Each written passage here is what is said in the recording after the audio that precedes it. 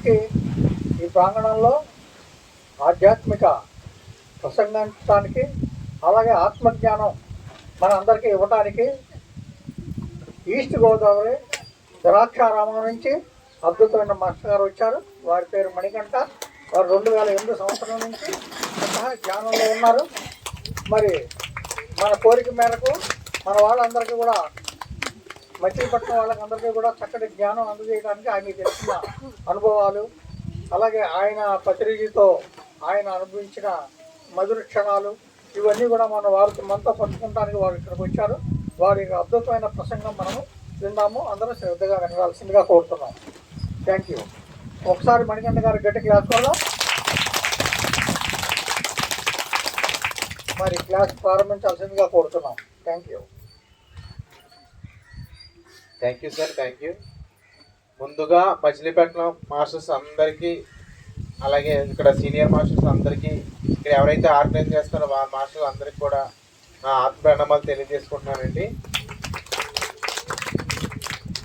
జగద్గురు బ్రహ్మ సుభాష్ పత్రిజీ గురుదేవులకి నా ఆత్మ ప్రణామాలు తెలియజేసుకుంటూ, నా పేరు మణికంఠ అండి. మాది ద్రాక్షారం దగ్గర జగన్నాథగిరి అనే గ్రామం, ఈస్ట్ గోదావరి. ఇటు కాకినాడ కూడా దగ్గరే. అయితే నేను ఈ 2008లో ధ్యానంలోకి రావడం జరిగింది. నేను ధ్యానంలోకి ఎందుకు వచ్చాను అంటే హెల్త్ కంప్లైంట్. మీకులాగా ఒక వైరాగ్యంతోనూ ముక్తి కావాలి, మోక్షం కావాలి అన్నట్టుగా రాలేదు. నేను ఇదేదో ధ్యానం చేస్తే ఆరోగ్యం బాగుపడుతుందేమో అని నేను ధ్యానంలోకి రావడం జరిగింది అనమాట. ఎలాగంటే చాలా రేర్ కేస్, సివియర్ కేసు అనమాట. ఒక లక్షల్లో ఒకరికి వ్యాధి అనమాట. దాన్ని హీమోఫీలియా అంటారు అనమాట. హీమోఫీలియా అంటే ఇలా ఎక్కడన్నా శరీరం పైన ఇలా గాయమైందనుకోండి, రక్తం కంటిన్యూస్ బయట బ్లీడింగ్ అయిపోతుంది అనమాట. రక్తం గట్టగట్టదు. ప్రతి ఒక్కరి శరీరంలో కొన్ని ఫ్యాక్టర్స్ ఉంటాయి. అవి ఆ రక్తంలో ఉంటాయి అనమాట. మనకి ఏదైనా గాయమైందనుకోండి, ఆ రక్తం బయటికి పోనకుండా వచ్చి అలా గమ్ములాగా ఆపేస్తాయి అనమాట. అవి కొన్ని ఫ్యాక్టర్స్ ఉంటాయి, ప్రతి ఒక్క శరీరం రక్తంలో ఉంటాయి అనమాట. సో మాకేంటంటే హీమోఫీలియా పేషెంట్లకి పుట్టుతోనే మిస్ అయిపోతాయి కొన్ని ఫ్యాక్టర్ 8 ఫ్యాక్టర్ 9 కొన్ని డెఫినెన్సీ ఉంటాయి. అవి మిస్ అయిపోవడం వల్ల ఏమవుతుందంటే ఇక గాయం అయిన వెంటనే ఇంకా రక్తం ఒక ప్రవాహంలో బయటికి వెళ్ళిపోద్ది అనమాట. అంతెందుకు చిన్నప్పుడు మనకి పాల పళ్ళు, కొత్త పళ్ళు వస్తాయి కదా, అలానే చిన్నప్పుడు ఒక పన్ను ఊడి కొత్త పన్ను సెట్ అయ్యేంత వరకు రాత్రి పడుకుంటే తెల్లారు లేచేంత వరకు కూడా రక్తం గట్టిగా కారిపోతుంది అనమాట. తలగడి దుప్పడంతా రక్తం అయిపోతూ ఉంటుంది. దానికి ట్రీట్మెంట్ లేదు ఇంగ్లీష్ వైద్యుల్లో. చాలా రేర్గా ఉంటుంది అనమాట ఇలాంటి కంప్లైంట్. లక్షల్లో ఒకరికి ఉంటుంది అనమాట. సో ఆ విధంగా నాకు ఏ ట్రీట్మెంట్ లేకపోతే ఇంగ్లీష్ వైద్యుల్లో కేసు ఆడల దగ్గరికి వెళ్ళి మేము తిరిగేస్తాం. మా అమ్మగారు, మా నాన్నగారు అందరి దగ్గర తిప్పేశారు నన్ను. ఈ అబ్బాయికి ఏం చేస్తాం, ఏం చేయలేము, ఒక చిన్న ఇంజక్షన్ ఇక్కడ చేస్తే అక్కడి నుంచి బ్లీడింగ్ అయిపోతుంది ఈ అబ్బాయికి, కాబట్టి మనం ఏం చేయగలము, ఈ అబ్బాయికి చేసేది ఏమీ లేదు, జాగ్రత్తగా ఉండడమే. దానివల్ల ఇబ్బంది ఏంటంటే ఏదైనా గాయవలసిన అవసరం కూడా లేదు. ఇంటర్నల్గా కూడా బ్లీడింగ్ అవుతుంది. ఇంటర్నల్ బ్లీడింగ్ అంటే మనం ఇప్పుడు ఎలా గట్టిగా ఇలా అన్నాను, అది మోకాల్లోని ఈ పాదాల్లోని అన్న బ్లీడింగ్ అయిపోద్ది అనమాట. బ్లీడింగ్ అయిపోయి ఇంకా అక్కడ వాపులా పేరిపోయి మొత్తం జాయింట్ స్ట్రక్ అయిపోద్ది అనమాట. జాయింట్ ఇంకా మొడవనేవుతో ఇలా మొడవనేవుతో చాపనేవుతో స్ట్రక్ అయిపోద్ది అనమాట. మీరు ఓకే దీని గురించి పూర్తిగా తెలుసుకోవాలంటే వాట్ ఈస్ ది హీమోఫీలియా యూట్యూబ్లో కొట్టండి తెలుస్తుంది. చాలా సివియర్ కంప్లైంట్ అనమాట. దీన్ని మనం ఏం చేయలేం. ఇంగ్లీష్ వైద్యుల్లో కూడా నేను ట్రీట్మెంట్ నడుస్తూ ఏం అంటలేదనమాట. సో ఆ విధంగా ఉండి నాకు అప్పటికి 2 మోకాలు పూర్తిగా బ్లీడింగ్ అయిపోయి అండ్ వాపులు వచ్చి పూర్తి జాయింట్ స్ట్రక్ అయిపోయినాయి అనమాట. ఇంకా నడవలేము, కూర్చోలేము, ఏం చేయలేము. అదొక పరిస్థితి. నా చిన్నప్పటి నుంచి ఉంది, అది పుట్టుకతోనే వచ్చింది నాకు. మీకు బోర్ కొడుతుందా ఏమన్నా? ఓకే. సో ఆ విధంగా నాకు ఉండగా నాకు ఇంకేం చేయాలో తెలియలేదు. నేనేమో ఒక 18 సంవత్సరాల కుర్రోడిని, మంచం మీద కనీసం బాత్రూమ్ కూడా వెళ్ళలేదు. ఆ పరిస్థితి ఆ విధంగా ఉంది. డాక్టర్ని అడిగితే నువ్వు ఫారెన్ టైప్ బాత్రూమ్ కట్టించుకున్నాడు ఆయన డాక్టర్ గారు. ఎలాగా ఇలాంటి జీవితం నాకు అవసరం. మా నాన్నగారు తెచ్చి ఆ ఉద్యోగం చేసి సంపాదించిన జీతం అంతా నా ఖర్చులకి, నా ట్రీట్మెంట్కి సరిపోయింది. ఆ టెంపరీ ట్రీట్మెంట్కే. ఏం చేయాలో తెలిసేది కాదు. సో ఈ విధంగా ఉన్న నా జీవితంలో ఒకసారి ట్రీట్మెంట్ పర్పస్ మీద మేము కాకినాడ వెళ్తుంటే బస్సులోని ఒక ఫ్రెండ్ కనిపించాడు అన్నమాట, కిరణ్ అనేసి ఒక ఆయన కనిపించి, ధ్యాన మాస్టర్ ఆయన. సో ధ్యానం చేస్తే తగ్గుతుంది నాయన ఇది, కాబట్టి నువ్వు ధ్యానం చెయ్యు అని చెప్పాడు అనమాట. ధ్యానం అంటే ఎలా చెయ్యాలి ఏంటని అడిగితే, ఇలాగ కేర్ సెంటర్ ఉంది కాకినాడ గంజంవారి వీధిలో, అక్కడ డాక్టర్ జీకి గారు అని ఆయన పిఎస్ గోపాలకృష్ణ గారు వైజాగ్లో ఆయన నిజమైన హాస్పిటల్లో రన్ చేశారు. ఆయన పత్రిజీ గారి దగ్గర ఎన్నో విషయాలు, ఆత్మీయాన విషయాలు నేర్చుకుని దాన్ని ఒక స్పిరిచువల్ టాబ్లెట్స్ రూపంలో పొందుపరిచి, బీపీ వచ్చిందనుకో ప్రతిరోజు టాబ్లెట్ వేసుకోవాల్సిందే, షుగర్ వచ్చిందో ప్రతిరోజు టాబ్లెట్ వేసుకోవాల్సిందే. కానీ ఆయన దగ్గరికి వెళ్ళి చెప్పింది విని ఆచరిస్తే కనుక ఒక 3 నెలల్లోనూ 6 నెలల్లోనూ కంప్లీట్గా అది తగ్గించుకోవచ్చు. మళ్ళీ తర్వాత మా టాబ్లెట్లు వాడకుండా అలా తయారైపోవచ్చు. అలా కొన్ని వందల వేల పేషెంట్లు ఆయన తయారు చేశాడు. ఆ అనారోగ్య సమస్యల నుంచి ఆరోగ్యవంతులుగా తయారు చేశాడు. నువ్వు వెళ్ళి ఆయన ఏమైనా కలిస్తే నీకు ఏమైనా రెమెడీ ఉంటుందని అబ్బాయి సలహా ఇచ్చాడు అనమాట. ఇవ్వగానే ఇంకా మేము ఏమైనా ట్రీట్మెంట్ అయిపోయినట్టు మా అమ్మగారు, మా నాన్న, నేను ముగ్గురు ఆటో కట్టించుకుని ఆ కేర్ సెంటర్కి వెళ్ళాం. వెళ్తే అక్కడ ఆయన లేరు, కానీ ఆయన అసిస్టెంట్ మనోహర్ గారిని ఒక అబ్బాయి ఉన్నారనమాట. ఆయన దగ్గరికి వెళ్ళి నా సమస్య ఇది సార్ అని చెప్తే ఆయన బేసిక్ చెప్పాడు అనమాట. పత్రిజీ గారు ప్రబోధాలు, ఓ పిరమిడ్ తీసుకోవడం, మా ఫ్యామిలీ మొత్తం ఇంకా మాంసాహారం పూర్తిగా మానేయండి అని ప్రామిస్ చేయించుకున్నాడు. చేయించుకుని ఇంకా మీరు ధ్యానం చెయ్యాలి, ధ్యానం ద్వారా తగ్గుతుంది, వేరే అంటూ ఏదీ లేదు, ఇది నిజంగా చాలా సివియర్ కంప్లైంటే అని చెప్పి బేసిక్ గైడెన్స్ అంతా ఇచ్చాడు. ఒక 6 రోజుల పైగా డాక్టర్ జీకి గారు వచ్చారనమాట. తెలిసి మీకు జీకి గారు అంటే? ఆయన వచ్చాక అప్పుడు ఆయన దగ్గరికి ఆయన మళ్ళీ ఫోన్ చేస్తే వెళ్ళాను. ఇది సార్ నా పరిస్థితి అని చెప్పాను అనమాట. చెప్తే అప్పుడు ఆయన చెప్పారనమాట, నిజమేనా, ఇది లక్షల్లో అవ్వగలుగుండే వ్యాధి, నేను అసలు ఇంగ్లీష్ వైద్యులో ట్రీట్మెంట్ అంటూ ఏం ఉండదు, కాబట్టి నీకు ధ్యానం ద్వారా అవుతుంది. ఇంగ్లీష్ వైద్యులు నన్ను భయపెట్టేవారు డాక్టర్లు, ఏమని, ఇది జీవితాంతం లైఫ్ లాంగ్ ఇలా ఉండాల్సిందే, నువ్వు ఉండాలి, దీనికి ట్రీట్మెంట్ అంటూ ఏమీ లేదు, చాలా జాగ్రత్తగా ఉండడమే, ఏ మాత్రం బుర్రకి గాయమైన ఏమైనా నువ్వు బ్లీడింగ్ ఎక్కువే చనిపోతావు, లేదా కంటి చూపుపోతావు అని చెప్పేవారు. కానీ ఈయన మట్టుకు ఒకటి చెప్పాడు, నువ్వు ధ్యానం సీరియస్గా చేసి సీరియస్గా నేను చెప్పింది ఆచరిస్తే కనుక నీకు 3 నెలలు కంప్లీట్గా ముడకల్లో వాపులు అయితే తగ్గిపోతాయి. ఇది పర్మనెంట్గా తగ్గుతుందా లేదా సెకండరీ. ఫస్ట్ ఈ ముడకల్లో నీకు వాపులు ప్రధానంగా దీన్ని నడవడానికి ఎక్కడికైనా నెలలకు బయటకి ఇబ్బంది, ఈ ముడకల్లో వాపులు కాబట్టి అవి పోవాలంటే నువ్వు ప్రధానంగా చేయవలసింది ఏంటంటే ధ్యానం. ఇది లక్షల్లో ఒకరికి వచ్చే వ్యాధి కదా, నువ్వు కూడా నీ జీవితాన్ని ఎలా మార్చుకోవాలంటే లక్షల్లో ఒకళ్ళ నువ్వు తయారవ్వాలి, ఒక మంచి పిరమిడ్ మాస్టర్ కావాలా, అప్పుడు నువ్వు ఈ సమస్యలు నువ్వు బయటపడిపోతావు. ఆ విధంగా చెయ్యు, మనం చేద్దాము అనేసి ఆయన నా డేటా అంతా తీసుకుని ఆయన సంపూర్ణుని రాశారన్నమాట. సంపూర్ణ ఆర్గిన్ 12 ట్యాబ్లెట్లైన పుస్తకం, సమస్య ఆధ్యాత్మిక పరిష్కారం, పత్రిజీ గారి ప్రబోధాలు, ఆత్మ గురించి కొన్ని పుస్తకాలన్నీ, ఆత్మ అయిన మరణం లేని మీరు, ఇలా కొన్ని పుస్తకాలన్నీ రాశారనమాట. అవన్నీ చదవమన్నారు. చదవడం మొదలు పెట్టాను. ఇంక 3 నెలలు ఇంకా ఏదైతే జీకే సార్ చెప్పారో అదే పని. ఇంకా నాకు ధ్యానం ధ్యానం ధ్యానం, స్వాధ్యాయం, సీడీలు, పత్రిజీ సార్ ప్రబోధాలు ఇవన్నీ వినడమే, ఇంకా వేరే ఇంకేమీ లేదు. ఒక 3 నెలలు సీరియస్గా చేశాను అనమాట. ఫస్ట్ నెలలోనే వెనకాల మోకాల వాపు తగ్గిపోయింది. 3 నెలలు కంప్లీట్ 2 మోకాల వాపులు తగ్గిపోయింది అనమాట. దేనిగా చప్పట్లు కొడదాం. ఇంగ్లీష్ వైద్యంలో దాదాపు 7 సంవత్సరాలు తిరిగాను నేను దాన్ని, ఈ మోకాల వాపులు తగ్గించుకోవడం కోసం. కాళ్ళు 2 బెండ్ అయ్యి కదనమాట, ఇంకెలా బెండ్ అయ్యే ప్రసక్తే లేదు ఇంగ్లీష్ వైద్యంలో. కానీ ఎప్పుడైతే ఈ ధ్యానం చేసి, స్వాధ్యాయం చేసి, పుస్తకాలు పాటించి, జీకే సార్ ఏం చెప్పారో అది ఎప్పుడైతే ఆచరించానో అప్పుడు కంప్లీట్గా మొత్తం తగ్గిపోయింది అనమాట. సో అప్పటి నుంచి నాకు చాలా హ్యాపీ. ఇంకా అప్పటి వరకు ఒక పేషెంట్ లాగా ఉన్న నేను, మంచం మీద ఉన్న నేను చాలా హ్యాపీ అన్నమాట. ఆనందంగా ఇంకా ఎంత అంటే ఇంకా అంత ఆనందం. ఆడుకోవడం, పాడుకోవడం, గొంతులేయడం, సినిమాలు, షికార్లు ఒకటి కాదు. ఇంకా చాలా క్రికెట్, ఆ పిల్లలాగా క్రికెట్ ఆడుకోవడం అన్నీ చేశాను. ఇంకా 3 నెలలు బాగానే ఉంది అలాగా. తర్వాత కాళ్ళకి అయితే తగ్గిపోయింది, చేతులకి వచ్చినాయి అన్నమాట. ఈ చేతులకి మళ్ళీ చేతులు అలా బెండ్ చేయనివ్వట్లేదు. మళ్ళీ సార్ అంటే జీకే సార్ దగ్గర పరిగెట్టాను.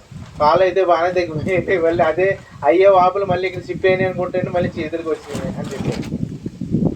అది కాదు, నువ్వు చేయవలసిన పని ఒకటి ఉంది, నువ్వు అర్జెంటుగా బెంగళూరు పిరమిడ్ వ్యాలీ ఉంది, అక్కడ నేను మాట్లాడితే నీలాగా ఫుల్ టైం వర్క్ చేయని చెప్పారు. నేను ఒప్పుకోలేదు. సార్ నేను మా అమ్మ నాన్నకి ఒక్కగానొక కొడుకుని, నేను అంత దూరం వెళ్ళిపోతే ఎలాగ, ఇప్పుడు మీదేమలేదు, కాళ్ళ నొప్పుల దగ్గర నుంచి తిరుగుతాను, ఆడుకుంటున్నాను, పాడుకుంటున్నాను, ఇప్పుడు మళ్ళీ అంత దూరం వెళ్ళిపోతే ఎలాగని చెప్పాను అనమాట. అలాంటిది ఏముండదు, చెయ్యాల్సినప్పుడు చెయ్యాలి. నేను కూడా మా అమ్మకి గారాబ కొడుకునే, నన్ను 10 లక్షలు పోసి డాక్టర్ చదివించారు, అవన్నీ పక్కన పాడించాను. కలకత్తా, ముంబై, ఢిల్లీ అటు సైడ్ మెట్రో సిటీల్లో ధ్యాన ప్రచారం చేస్తాను, చెయ్యాలంటే చెయ్యాలి, ఇంకా అవన్నీ చెప్తే కుదరదు అనేసి ఎందుకో మళ్ళీ ఒక మెడిటేషన్ చేద్దాం, ఒక అరగంట లంచ్ టైం అనమాట. మెయింటైన్ చేసాము ఒక పావు గంట, ఒక 2 నిమిషాలు చేస్తే తర్వాత మళ్ళీ మీ దగ్గరలో ఏ ఊరు ఉందని అడిగారు అనమాట. ఆయన దగ్గరలో ఏ ఊరు ఉంది సార్, ద్రాక్షారం ఉంది అని చెప్పాను. అక్కడ ఒక ధ్యాన కేంద్రం ఏర్పాటు చేయి, నువ్వు పిరమిడ్లు, పాంప్లెట్స్, పుస్తకాలు అన్నీ నేను ఇస్తాను, నువ్వు అక్కడ ఉండి ఫుల్ టైం వర్కే, ఏమీ లేదు, వచ్చే వాళ్ళు ధ్యానం నేర్పించడం, నీకు ఏమైతే తగ్గినాయి, మోకాల వాపులు ఎక్కినాయి కదా అదే చెప్పు వాళ్ళకి అని చెప్పారు.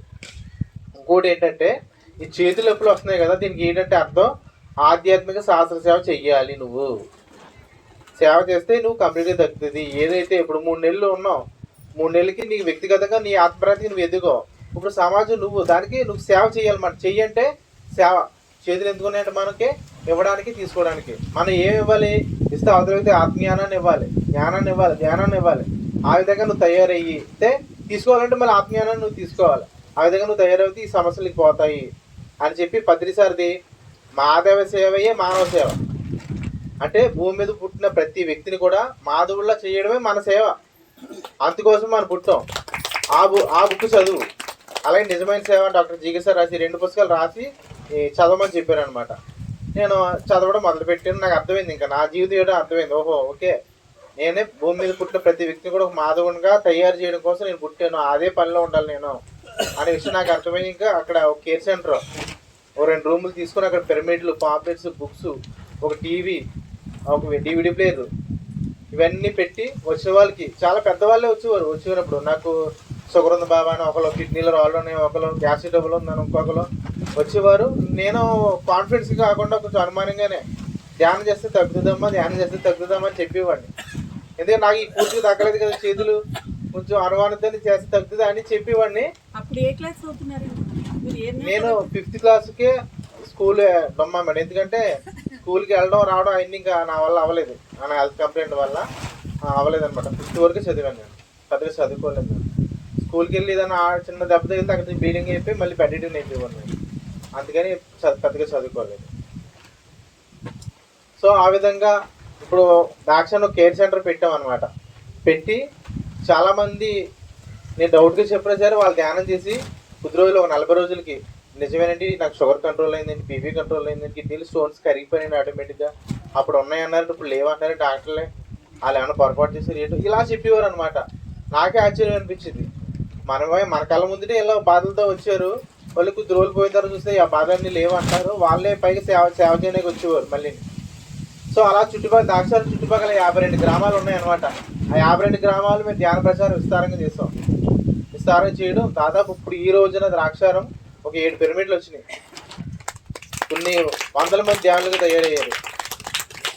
చాలా అద్భుతంగానే జరుగుతుంది అనమాట. సో ఎప్పుడైతే ఈ సేవ చేయడం మొదలుపెట్టి ఇవి ఆటోమేటిక్గానే పోయినాయి. అప్పటి నుంచి నేను ఫుల్ టైం ఇదే ఒక 2 సంవత్సరాల దాకా. అప్పటి తర్వాత నాకు ఈ హెల్త్ కంప్లైంట్ ఉన్నప్పుడు అనుకున్నాను అసలు నాకు జీవితం ఎవరైనా పిల్లలు పెళ్ళి అవుతుందా అని అనిపించింది అనమాట. ఎందుకంటే ఇలాంటి కంప్లైంట్ ఇలా ఉన్నా నాకే నా జీవితం మీద నాకే అసహ్యం. నా తల్లిదండ్రులు బాధ చూసి, నా బాధ చూసి ఇలాంటి జీవితం అవసరం, బతకడమే అనవసరం అనుకున్న నాకు. సో ఎప్పుడైతే ఈ ఆధ్యాత్మిక సేవ చేసాను, ఇది అన్నీ చేశానో మాకు తెలిసిన ఆయన అనమాట, బాబు నువ్వు చక్కగా ఈ కాలం కుర్రోళ్ళు ఎవరు నీకు ఇలా ఉండట్లేదు, నువ్వు ధ్యానం చేసుకున్నావు, నీ ఆరోగ్యం బాగు చేసుకున్నావు, అది కాకుండా 10 మందికి నువ్వు ఒక ధ్యానాన్ని నేర్పించడం కోసం మంచి కార్యక్రమాలు చేపడుతున్నావు. మా అమ్మాయి కూడా ఈ చేపలు ఈ అంటే చూసి అల్లిపోతుంటుంది, భయపడిపోతుంటుంది, అవి కూర ఉండాలంటే అల్లిపోతుంటుంది, అది మీకు ఆవు చెందుద్దేమో మరి, అందుకని నీకు అభ్యర్థం లేకపోతే మీ నాన్నగారు మీ అమ్మగారితో మాట్లాడతాం, పెద్దలు పెట్టుకుని మీరు పెళ్ళి సమయం చేద్దారనుకుంటున్నామని చెప్పారు అన్నారన్నమాట ఆయన. అంతే. సార్ కూడా మా జీకే సార్ కూడా మాట చెప్తే చేసేసుకో, ఇంకేం ఆలోచన చేయకంటే పెళ్లి చేసుకోవడం, మళ్ళీ బయట ఎక్కడ చెప్పకండి, ఓ 1,00,000 రూపాయలు కట్టడం, కూర్చొని చేయను,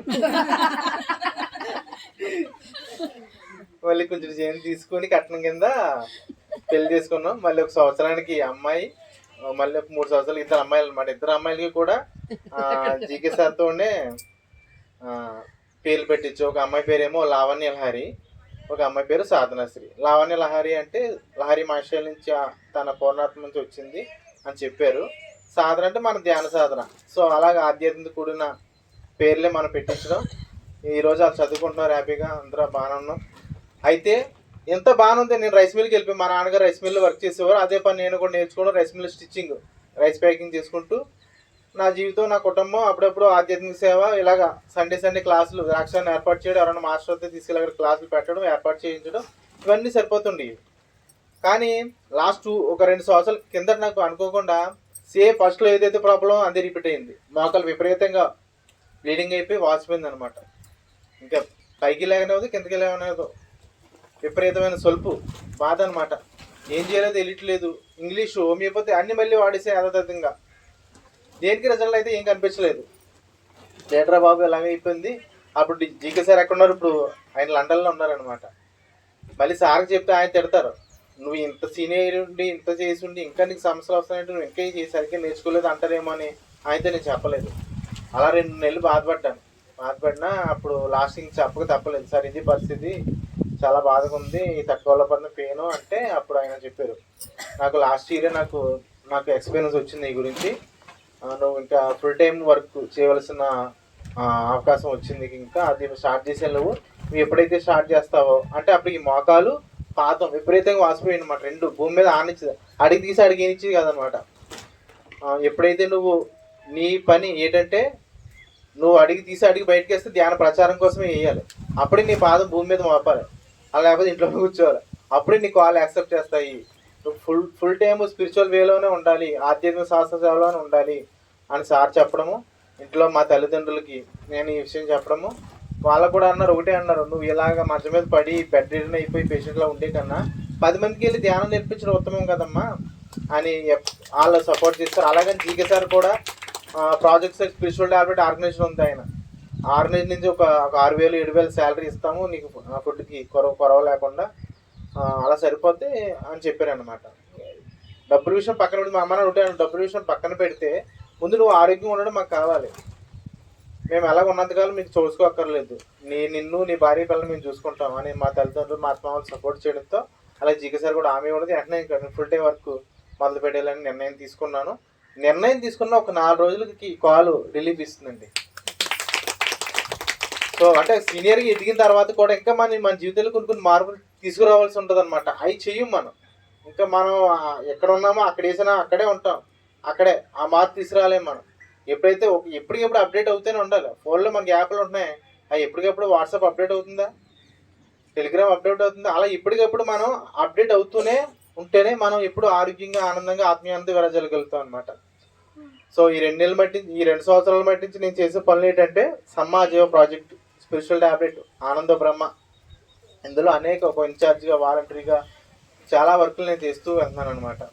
కాకినాడ సమ్మాజీవన ప్రాజెక్ట్ తీసుకున్న మీకు ఐడియా ఉందో లేదో. సమ్మాజీవం అంటే బుద్ధుడు అష్టాంగ మార్గంలో 5వది సరైన జీవనోపాధి. ఏదైతే మత్స్యకారులు ఉన్నారో వాళ్ళకి మనం సరైన జీవనోపాధి కల్పించడం కోసం టైలరింగ్, బ్యూటీషియన్ కోర్సు, సేంద్రీయ వ్యవసాయం, కార్ డ్రైవింగ్ ఇవన్నీ నేర్పించి వాళ్ళకి ఒక సర్టిఫికేట్ ఇచ్చి మనమే ఏదైనా ఆర్గనైజేషన్లో కానీ ఏదైనా దాంట్లో ఉద్యోగం కల్పిస్తాం అనమాట.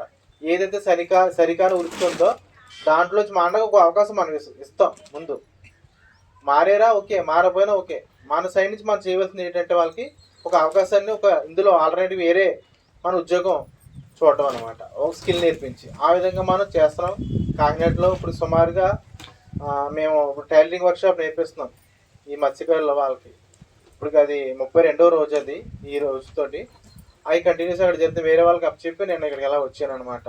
అలాగే స్పిరిచువల్ టాబ్లెట్లో నేను ఈ జీకే సార్ వెంబడి ఎన్నో రోజులు తిరగడం వల్ల సబ్జెక్ట్ చాలా వరకు తెలుసుకున్నాను స్పిరిచువల్ టాబ్లెట్స్ సంబంధించి. ఆ రోజు అది ఈరోజు మనం కొంత డిస్కషన్ చేద్దాము. అలాగా ఇంకా ఇప్పుడు అంటే ఏంటంటే ఇది పూర్తిగా ధ్యాన ప్రచారం, ఇంక వేరే పని అంటే ఏమీ లేదు. దాని మీద నేను బేస్ అయ్యి ఇప్పుడు పూర్తిగా ఆరోగ్యంగా ఆనందంగా ఉంటూ ఇలా క్లాసుల కోసం చెప్పడం తిరుగుతున్నాను అనమాట. ఇది నా ఎక్స్పీరియన్స్ బ్రీఫ్గా. సో ఇప్పుడు మనం ఒక 2 మినిట్స్ మెడిటేషన్ చేసి ఒక క్లాస్కి వెళ్దాం, మంచి సబ్జెక్ట్ తెలుసుకుందాం. స్పిరిచువల్ టాబ్లెట్ అంటే మీకు ఐడియా ఉందా? ఓకే, ఏమైనా క్లాస్ ఏమైనా ఇదివరకు జరిగినాయి? ఇక్కడ జరిగినాయా? ఎవరు చెప్పారు మేడం? మైలివారి రాజలక్ష్మి మేడం. ఓకే, ఇక్కడ అవనిగట్ట. ఓకే, సరే అండి, ఒక 2 నిమిషాలు ధ్యానం చేద్దామండి. చక్కగా 2 కళ్ళు మూసుకున్నాం, చేతులు వేలల్లో వేలు పెట్టుకుని కాలు 2 క్రాస్ చేసుకొని సహజంగా జరిగే ఉచ్ఛ్వాస నిశ్వాసం గమనిద్దాం. Last 2 minutes.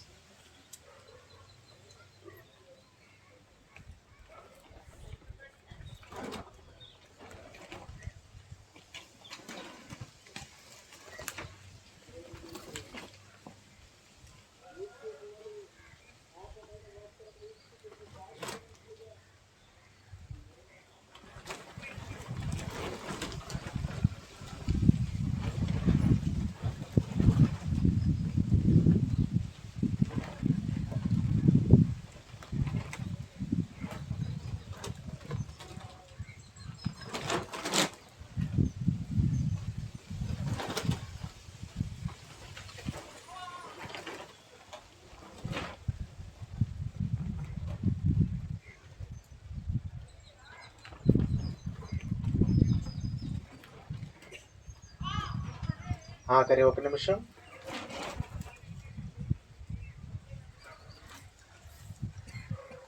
శ్వాస మీద ధ్యాస, శ్వాసతో అనుసంధానం. Last 1 minute.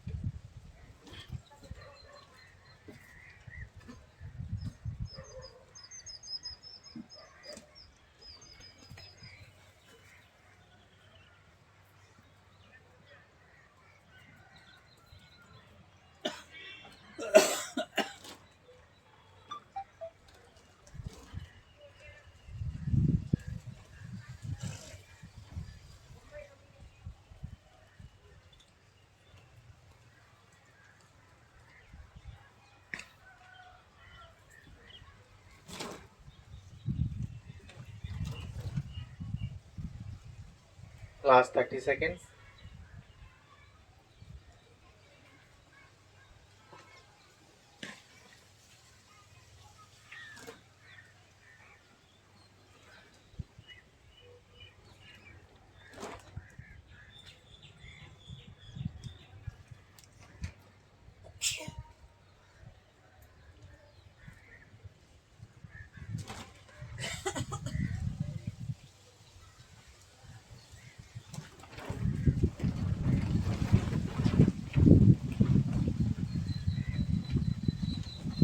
ఓకేనండి. 2 చేతులు నెమ్మదిగా కంటి పైన పెట్టుకుందాం. 5 సెకండ్లు ఉంచుదాం. 5, 4, 3, 2, 1, 0. నెమ్మదిగా 2 చేతులు తీస్తూ చక్కగా అరచేతులు 2 చూస్తూ నెమ్మదిగా చక్కటి స్మైల్తో మనం కళ్ళు 2 ఓపెన్ చేద్దామండి. గట్టిగా చప్పట్లు కొడదామండి. ఇంత అద్భుతమైన ధ్యానాన్ని అందిస్తుంది జగద్గురు శ్రీనివాస్ పత్రిజీ గురుదేవుడికి. సో పత్రి సార్ గురించి మనం ఎంత చెప్పుకున్నా తక్కువే, కానీ లిమిటెడ్గా ఒక 10 నిమిషాలు చెప్పుకుందాం. ఈ మహానుభావుడు అండి మనకి ఈ శ్వాస మీద ధ్యాస అన్న పదాన్ని చాలా చక్కగా ప్రజల్లోకి తెలియజేశాడు.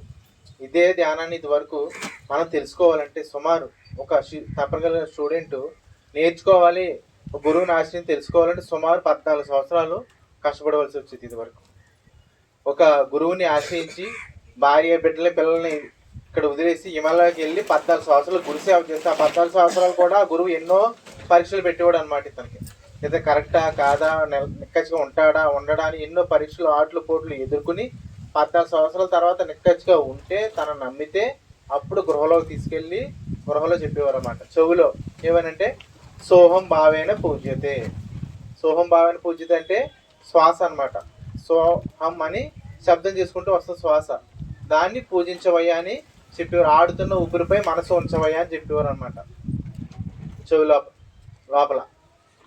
అంత అద్భుతం. అలా 14 సంవత్సరాలు ఎంతో కష్టపడవలసిన దాన్ని మన పత్రిజీ గారు ఏం చేశారు, ప్రజల్లోకి అలా కాదు, గురుపదేశం కాదు, ఈ ప్రజల్లోకి విస్తారంగా వెళ్ళాలి. ఈ రోజున ప్రపంచం భారతదేశం ముఖ్యంగా భారతదేశం అంతటా కూడా ధ్యానం అంటే శ్వాస మీద ధ్యాస అన్న పదం ప్రతి ఒక్కరికి తెలుసు. చెయ్యొచ్చు చేయకపోవచ్చు, అది వేరే విషయం. కానీ ప్రజలందరికీ కూడా తెలుసు ధ్యానం అంటే శ్వాస మీద ధ్యాస అన్న పదం. ఏమండి ఒక చిన్న కథ తెలుసుకుందాం మనం. ఒక శిష్యుడు ఇప్పటి నుంచో తాను చాలా పుస్తకాలు చదువుతాడు అనమాట. సాధన చేయాలనుకుంటాడు, ముక్తిని మోక్షాన్ని పొందాలనుకుంటాడు అనమాట. అనుకుని సరైన గురువు కోసం ప్రతి పుస్తకంలో కూడా గురుముఖత తెలుసుకోవాలి, ఉపదేశం తీసుకుని ధ్యానం తెలుసుకోవాలి, ప్రతి పుస్తకంలో అదే రాసి ఉంటుంది. ఈయన సరైన గురువు కోసం వేచిస్తూ ఉంటాడు, తప్పిస్తూ ఉంటాడు అనమాట. ఇంతకీ గురువు కనబడ్డు, అంతకీ గురువు కనబడ్డు. కానీ ఒక సరైన గురువు ఒక ఆశ్రమంలో కనిపిస్తాడు. నేను సరే అనేసి ఈ శిష్యుడు వెళ్ళి ఆ గురువు కాలు పట్టుకుంటాడు. గురుగారు, మీరే నాకు ఏదో రకంగా ఈ విద్యను నేర్పించాలి, సాధన మార్గాన్ని చూపించాలి, ఈ జన్మ నేను ధన్యం చేసుకోవాలి, దయచేసి నాకు మార్గం చూపించండి అని 2 కాళ్ళు పట్టుకుంటాడు. అయితే అప్పటికి గురువు గారు ఎంతో మందితో మాట్లాడి చాలా అలసిపోయి ఉంటాడు. నాయన ఇప్పుడు కాదు తర్వాత రా అంటాడు అన్నమాట. తర్వాత రా అంటే అప్పుడు సరే అనేసి మళ్ళీ ఒక 2 రోజుల పైకి మళ్ళీ వెళ్తాడు. నాయన ఇప్పుడు కాదు మళ్ళీ తర్వాత రా అంటాడు. అలా ఒక 2-3 సార్లు తిప్పుతాడు అనమాట. తిప్పేసరికి ఇంకా 4వ సారి వెళ్ళి గట్టిగా పట్టుకుంటాడు. గురుగారు, మీరే నేర్పించాలి, ప్రతి పుస్తకంలో కూడా గురుముఖత తెలుసుకోవాలని ఉంటుంది, దయచేసి మాకు సెలవు ఇవ్వండి, మీరే నాకు కాదనకంటే నాకు నేర్పించడానికి గట్టిగా పట్టుకుంటే, నాయన ఇప్పుడు కాదు పౌర్ణమికి రా, పౌర్ణమి రోజున నువ్వు రా, అప్పుడు నీకు ఖచ్చితంగా ఈ ధ్యానం నేర్పిస్తాను అంటాడు. పాపం ఈయన వెంటనే ఇంటికి వెళ్ళిపోతాడు, క్యాలరీ చూస్తాడు పౌర్ణమి ఎప్పుడు వచ్చిందా అనేసి. పౌర్ణమి రేపంటే ఈరోజు ముందే వెళ్ళిపోతారన్నమాట ఆశ్రమానికి. వెళ్ళిపోయి గురువుగారు ఇంకో నాకు రేపు పొద్దున్న పౌర్ణమి కదా, ఏదో రకం నాకు రేపు బట్టికి తప్పనిసరిగా ధ్యాన పద్ధతి నేర్పించాల్సిందే అని చెప్తారు అనమాట. ఆయన తప్పకుండా నేర్పిస్తాను, రేపు నేను వచ్చి పడుకుని వెళ్ళి నేను వచ్చి నేను లెగ్గొడతాను అంటాడు అనమాట. వెళ్తాడు ఆయన. ఆశ్రమంలో గది ఉంటుంది, ఆ గదిలో పడుకుంటాడు. సరిగ్గా తెల్లారుజామున 3-4 గంటలకి గురువుగారు వెళ్ళి ఆయన్ని లెగ్గొడతాడు. ఆయన పద నది స్నానం చేయాలి ఫస్ట్ అనేసి తీసుకెళ్తాడు. నది దగ్గరికి వెళ్తారు ఇద్దరు. గురువుగారిని ఆయన అంటాడు, ముందు మొలకెట్టిన ఆయన 3 ముడకలు వేయాలన్నమాట. ఇద్దరు ఈయన ముడకెట్టలో లోపలికి ఇలా వంగుతాడు. వంగని ఈ గురువుగారు కొంచెం బలంగా ఉంటాడు, ఇలా పీకెట్టుకుని ఇంకా లేకనేవాడు పైకి ఇంచుకుంటాడు. ఇలా ఒకసారి 2 సార్లు ఇంచుకుంటాడు. గట్టిగా నొక్కి పెడతాడు అనమాట. నొక్కి పెడితే లేకనేవాడు కాసేపు కొన్ని సెకండ్ల నుంచి వదిలేస్తాడు, పైకి లేస్తాడు. గురువుగారు గురుపదేశం చెప్తానని నన్ను చంపైపోతారా మీరు, ఇదేనా నన్ను చెప్తే మీకేం వస్తుందండి అని అడుగుతాను అనమాట. లేదనైనా నిన్ను చెప్తే నాకేం వస్తుంది, నీ భార్య బిడ్డలు ఉసురు తప్ప నిన్ను చంపడం కోసం కాదు. ఇక్కడ ఒక టెక్నిక్ నీకు తెలియాలి, ఒక కీలకమైన అంశం ఉంది, అది తెలియడం కోసం నేను ఇలా పట్టుకోవాల్సి వచ్చింది అంటాడు అనమాట. సరే చెప్పండి ఏంటి గురుగారు అని అడుగుతాడు. ఏమీ లేదు నాయన, ఇప్పుడు నువ్వు నీటిలో ములిగావు, నేను నొక్కి పెట్టాను కదా, అప్పుడు నీకు ఏమనిపించింది అని అడుగుతాను అనమాట. ఏమనిపించడం గురుగారు, నీ భార్య గుర్తొచ్చిందా అని అడుగుతాడు. లేదు గురుగారు అంటాడు. మరి నీ పిల్లలు లేదు, నీ వృత్తి లేదు, మరి ఆ నీటిలో ఉన్నంతసేపు నీకు ఏమనిపించింది? ఎప్పుడు బయటికి రావాలా, ఊపిరి ఎప్పుడు తీసుకోవాలా, ఎప్పుడు బయటికి రావాలి, ఊపిరి తీసుకోవాలా అని అనిపించింది గురుగారు అంటాడు. అవునా నాయన, అంతే. ఆ ఊపిరి పైన ధ్యాస ఉంచడమే, ఏమీ లేదు. ఆ ఊపిరి పైన ధ్యాస ఉంచడమే, అదే ధ్యాన మార్గం అని చెప్పి, అయితే అక్కడ చిన్న ఉపమానం చెప్తారనమాట. ఏంటంటే ఆయన ఇప్పుడు నీటిలోంచి ఎలా నువ్వు బయట పడాలనుకున్నావో అదే విధంగా ఏదైతే ఎన్నో జన్మ సంస్కారాలు పండించి మనం ఈ మాయా విద్య ప్రపంచంలో మనం ఉండిపోయామో, దీని నుంచి నువ్వు బయట పడాలని తపన కూడా అదే విధంగా ఉండాలి. దానికి ఒక గృహస్థుడు ఒక ఇంట్లో ఇల్లు ఉందనుకోండి, ఎలకల మాటికి ఉప్పు పప్పు ఈ కాయగూరలు అన్నీ వేస్ట్ చేస్తుంది అనుకోండి, ఆ గృహస్థు చెరకు వచ్చి ఏం చేస్తారు, ఒక ఎలకల బోన్ పెడతాడు. ఎలకల బోన్కి టమాటాను బంగాళదుంప ఏదో తగిలిస్తాడు. తగిలిస్తే ఏం చేస్తుంది, లోనికి వెళ్ళి ఏదో లోపల ఎలకల బోన్లో ఏదో తినే పదార్థం వెళ్తుంది, తక్కువని తినబోతుంది, తక్కువని పడిపోతుంది. ఎలకల బోన్ పడిపోతా. మీరు చాలా సీరియస్గా ఉన్నట్టున్నారు. కొంచెం సిల్లీగా మొగాలు కొంచెం స్మైల్ పెడితే నాకు కొంచెం భయం వేయకుండా చెప్పగలుగుతాను. సో అప్పుడు ఎలక ఎప్పుడైతే అలాగా క్లోజ్ అయిపోయిందో, ఇంకా దాని తపన చూడండి, లోపల క్లోజ్ అయిపోయింది కానీ దాని తపన ఒకటే తపన, ఎలా బయటపడాలి. అవునా కదా, గించుకోదు ఎలా బయటపడినాకే, ఎలా బయటపడాలి. అది ఇక్కడ మన ఒక లాజిక్ ఏంటంటే, ఆ తెల్లవారులు అక్కడే ఉంటుంది, ఆ బంగాళదుంప తినే పదార్థం దాని వేలాడే ఉంటుంది, అది తినొచ్చు కానీ తింటదా? దాని యావ ఏంటంటే బయట ఎప్పుడు రావాలి, అదే తప్పంతో ఉంటుంది ఆయన. అదే విధంగా ఇక్కడ మనము ఈ సాధన తెలుసుకున్న తర్వాత మనం ఈ సత్యంలోకి తెలుసుకోవాలని తపన కూడా ఉండాలి. రోజుకి 21,600 సార్లు మనం శ్వాస పీల్చుకుంటున్నాం మనం. అందులో కనీసం ఒక 2,000 సార్లైనా మరి శ్వాసను గమనించాలి. అలాగని అప్పట్లో ప్రామిస్ చేయించుకుని గురువులు దీన్ని ఉపదేశించేవారు అనమాట. నువ్వు తప్పకుండా కనీసం రోజు 2,000 సార్లైనా శ్వాసను గమనిస్తాను అంటే అప్పుడు ఇది పెట్టేవారు అనమాట. ప్రతిదీ కూడానండి శ్వాస లింక్ అయ్యి మన శరీరం లింక్ అయ్యి అన్నీ ఉన్నాయి, బాహ్యంగా ఏది కూడా లేదు. చెప్పాలంటే మనకి సంవత్సరానికి ఎన్ని నెలలు? 12 నెలలు.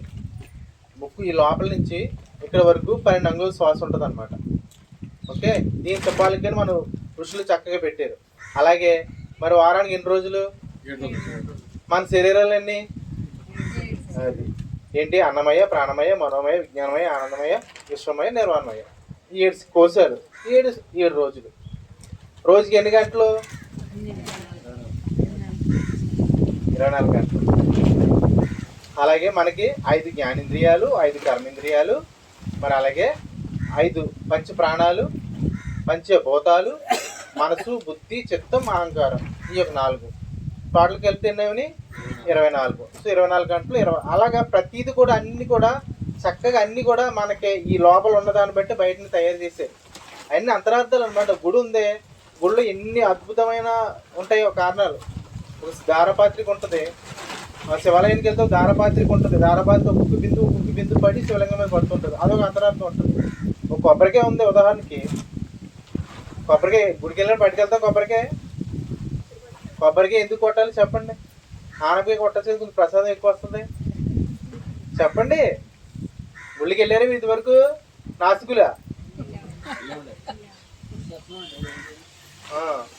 కొబ్బరికాయ ఎందుకు కొట్టాలి అంటే మనకు శాస్త్రం ఏం చెప్పిందంటే మనం 5 శరీరాలు ఉన్నాయి మనకి. స్థూల శరీరము, సూక్ష్మ శరీరము, కారణ శరీరము, మహాకారణము, కైవల్యము, 5 రకాల శరీరాలు ఉన్నాయి మనకి. కొబ్బరికాయ కూడా యాక్సిస్ 5 ఉంటుంది అనమాట. కొబ్బరి డొక్క, కొబ్బరి పీచు, కొబ్బరి టెంక, కొబ్బరి అండ్ వాటర్. ఈ 5 పూర్ణం అదే. ఈ 5 సింబాలిక్ అనమాట. అలాగే కొబ్బరిలో మనకి కొబ్బరికి 3 కళ్ళు ఉంటాయి. మరి మనకు కూడా 3 కళ్ళు ఉన్నాయా, 2 ఉన్నాయా? అది అందుకు ఆ అర్థం చక్కగా పెట్టారు మనం పూర్వీకులు. కాబట్టి మన గుడికి కొబ్బరికి ఎందుకు పట్టి, ఏదో రోజు గుడికి ఎందుకు పట్టి ఎవడో ఒక డౌట్ వస్తుంది, ఈ కొబ్బరికాయ ఎందుకు పట్టుకెళ్ళాలి, ఆనందకి పట్టుకెళ్ళచ్చు కదా, ఈ కొబ్బరికాయ మీద మన పూర్వీకులు ఎందుకు పెట్టిన డౌట్. దాన్నే వివేకము అంటుంది. సాధనా చతుష్ట యోగాలు 4 ఉన్నాయి. వివేకము, వైరాగ్యము, ముముక్షత్వం, ఇంద్రియ నిగ్రహం, అలా 4 ఉన్నాయి అనమాట. వివేకం, ప్రతిదాన్ని వివేకంతో ప్రశ్నించాలన్నమాట. ప్రశ్నిస్తేనే ఆన్సర్ వస్తుంది, లేకపోతే ఆన్సర్ రాదు. ఇవన్నీ ఎందుకు వచ్చినాయి, ఏంటి, ఎందుకు పెట్టారు, ఈ విధంగా ఎప్పుడైతే ప్రతిదాన్ని ప్రశ్నిస్తామో ఆన్సర్లు వస్తాయి అన్నమాట. సో ఆ విధంగా మన పూర్వీకులు ఇవన్నీ పెట్టారు. ప్రతిదాన్ని తెలుసుకోవాలి. అవన్నీ ప్రతిసారి మనకి ధ్యానం రూపంలో ఎన్నో విషయాల్లో మనకి పొందుపరిచారు. మన పూర్వీకులు సనాతన ధర్మం కూడా అదే చెప్తుంది, వేదాల్లోని, శాస్త్రాల్లోని. సో అందుకే ఈరోజు మనం తెలుసుకోబోయే టాపిక్, స్పిరిచువల్ టాబ్లెట్ నుంచి మనం తెలుసుకోబోయే టాపిక్ ఏంటంటే చాలకుడు నుండి శాస్త్రుడు. ఎప్పుడైనా విన్నారు ఇక్కడ ఎవరైనా ఈ కాన్సెప్ట్? చదివారా? అది మీరు ఎంత చదివారు ఇప్పుడు నేను చెప్తాను. సో చాలకుడు చెప్పండి అంతా. చాలకుడు, శ్రవణుడు, గ్రహికుడు, సాధకుడు, బోధకుడు, శాసనుడు. 6 స్థాయిలు ఉంటాయి. 6 స్థాయిలు ఎందుకయ్యా అంటే ఒక గంగులపురి కాస్త ఒక సీతాకోచలుగా ఎలాగ ఎదుగుతుందో అలాగే ప్రతి మానవుడు కూడా మహాత్ముడిగా అవుతాడు. అయితే కొన్ని దశలు దాటాల్సి ఉంటుంది. గంగులపురికి ఎలాగైతే కొన్ని గుడ్లు, కొన్ని మళ్ళీ గొంగుల పురుగు, మళ్ళీ కొన్ని సాధన, మళ్ళీ ఒక రెక్కలు దాటడం, అప్పుడు మళ్ళీ సీతాకోచలుగా కొన్ని దశలు ఉంటాయో అదేవిధంగా ఈ మన మనిషి కూడా భగవంతుడు అవడానికి 6 దశలు ఉంటాయి అన్నమాట. అందులో ప్రధానంగా ఫస్ట్ ఏంటంటే చాలకుడు. చాలకుడు అంటే కామన్గా తిరిగే వ్యక్తి అనమాట. తను ఏంటంటే తను తిన్నామా, పడుకున్నామా, తెల్లారిందా, తన ఇల్లు, తన ఆనందం, తన సుఖం, అంత మించి ఏం పట్టించుకోడు అనమాట. నేను హ్యాపీగా ఉన్నాను లేదా, కుటుంబం ఆనందంగా ఉందా లేదా, ఇదే. ఏదైనా పక్క వారి కోసం ఆలోచన ఉంటుంది, ఎదుటి వారి కోసం ఏదైనా చెయ్యాలని తపన కూడా ఉండదు. తాను ఆనందంగా ఉన్నావు, నా కుటుంబం బాగుందా లేదా, ఈ విధంగా చూసుకుంటూ ఉంటాడు. ఎదుటి వాళ్ళు ఎవరు చేయాలని నేను చేయను అంటాడు. చాలకుడు ఆ పేరులోనే ఉంది, చలించే మనస్తత్వం కలవాడు చాలకుడు అంటే. సో ఆ చలించే మనస్తత్వుడు, ఇప్పుడు ఆయన వచ్చి కూర్చోరన్నాం అనుకో, నాకు ఖాళీ లేదని, నేను ఆ బిజినెస్ ఉంది, ఈ వర్క్ ఉంది, ఈ పని కూర్చోడు అనమాట. మనం చెప్పుకుంటాం కదా, ఆడ కాళ్ళు పురుగుందరా బాబు, వాడు ఎక్కడ కూడా కాసేపు కుదురుగా కూర్చోడని. ఆ విధంగా ఉంటాడు అనమాట. ఎక్కడ కూడా ఒక గంట కూర్చోమంటే కూర్చోలేడు. చలించే మనస్తత్వం కూడా కూర్చోలేడు. సో ఎప్పుడైతే ఈ చాలకుడు కాస్త ఎలాగా తన జీవితం తాను పన్నదానం వెళ్ళిపోతూ ఉంటాడో తనకి ఎప్పుడో ఏదో అవసరం వస్తుంది అనమాట. అవసరం వచ్చినప్పుడు ఎదుటి వాళ్ళు ఎవరైనా సాయం అడిగితే సాయం చేయరు. ఎందుకు చేస్తారు? ఇప్పుడు ఎందామంటే అందం అంటారు, అంతే కదా. ఇప్పుడు నేను నాకు తెలిసిన 4 మాటలు చెప్పడం కోసం మా ఊరి నుంచి ఈ ఊరు ఇక్కడికి వచ్చి నాకు తెలిసిన మంచి మాటలు ఏం చెప్తున్నాను. రోజు మా పిరమిడ్ దగ్గర మేము క్లాస్ పెట్టుకుంటాం. అప్పుడు మీ మచిలీపట్నం మాటలు ఎవరెవరు క్లాస్ చెప్పండి అంటే చెప్పరా మీరు? ఎందుకని? నేను ఇప్పుడు వచ్చి ఏదో నాకు తెలిసింది చెప్పాను, 4 ముక్కలు చెప్పాను కాబట్టి మీరు వచ్చిన కూడా రమ్మంటే వస్తారు. మన ఎదురోళ్ళు మంచి చేస్తే తిరిగి వాళ్ళు ఆటోమేటిక్గా మనం వద్దన్నా సరే మంచి చేస్తారు, అవునా కదా. అలా ఎదురోళ్ళు ఎప్పుడైనా సాయం చేస్తే వాళ్ళు కూడా ఆటోమేటిక్గా సాయం చేస్తారు. కానీ ఇతను చెయ్యడు. నా ఇల్లు, నా కుటుంబం అన్నట్టుగానే జీవిస్తూ ఉంటాడు అనమాట. భౌతిక ప్రధానంగా ప్రాపంచిక జీవితమే లక్ష్యంగా జీవిస్తాడు, డబ్బే ప్రధానంగా జీవిస్తుంటాడు అనమాట. దాన్ని చాలకుడు అంటాం. ఆ విధంగా జీవించడం వల్ల ఎదురోళ్ళు కూడా సేవ చేస్తే కానీ ఏం చేయరు అనే విషయం అర్థమై తను ఏం చేస్తే తనకు తన పిల్లలకు ఆ పుణ్యం కాపాడుదని ఎదుటి వాళ్ళు కూడా సాయం చేయడం మొదలు పెడతాడు అనమాట. మెల్లిమెల్లిగా అలా చేయగా ఎంత సహాయం చేసినప్పుడు కూడా తనకు అనుకోకుండా ఏమవుతుందంటే ఒకసారి తను చేస్తున్న వ్యాపారము, పంటో లేదా పిల్లలకు తనకు హెల్త్ కంప్లైంట్లు రావడం, అంతే కూడా తన కష్టాలు తీరని కష్టాలు మొదలవుతాయి అనమాట.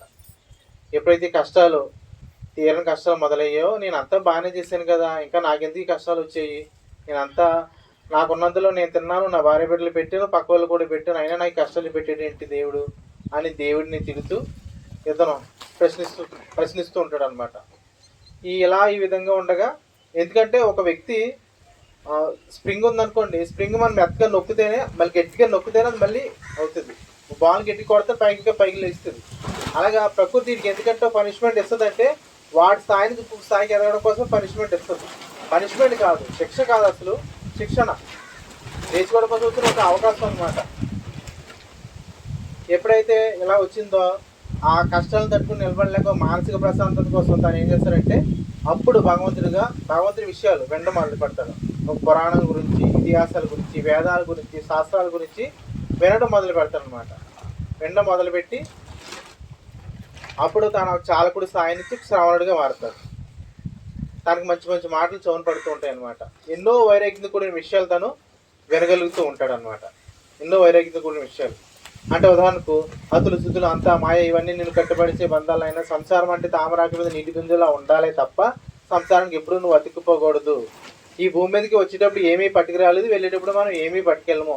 ఇలాంటి ఆధ్యాత్మిక కూడిన విషయాలన్నీ కూడా, వైరాగ్యంతో కూడిన విషయాలన్నీ కూడా వింటూ ఉంటాడు. ఎప్పుడైతే ఇవన్నీ వింటాడో ఓహో అవునా అనే విషయానికి బోధపడుతుంటుంది అన్నమాట. ఇలా విని ఏమవుతుందంటే ఇందులో కొన్ని కథలు కూడా వింటాడు అనమాట. కథల రూపంలో అంటే తన ఆత్మశాస్త్రం గురించి ఎన్నో అద్భుతాలు విన్నప్పుడు కూడా తను నమ్మశక్యం కాలినప్పుడు కూడా కథల రూపంలో, ఉదాహరణ రూపంలో చెప్పడం వల్ల చక్కగా తను వినగలుగుతాడు. ఆ విన్నంతసేపు ప్రాపంచంగా ఏవైతే కష్టాలు బాధలున్నా అవన్నీ మర్చిపోగలుగుతాడు అనమాట. ఉదాహరణకు మనం ఒక రెండు కథలు తెలుసుకుందాం. అందులో ఫస్ట్ కథ మీకు తెలిసిందే, వాల్మీకి కథ. రత్నాకరుడు తెలుసా మీకు? వాల్మీకి కథ రత్నాకరుడు ఆయన రామాయణం రాయకముందు ఆయన దొంగ. ఆయన ఎన్నో ఎన్నో దొంగతనాలు, దోపిడీలు చేసి ఆ డబ్బులు కాజేసేవాడు. అది మీకు తెలుసు కదా, నేను చెప్పాల్సిన అవసరం లేదు, మీకు తెలుసు కాబట్టి. తెలుసా అందరికీ? Very good. రెండోది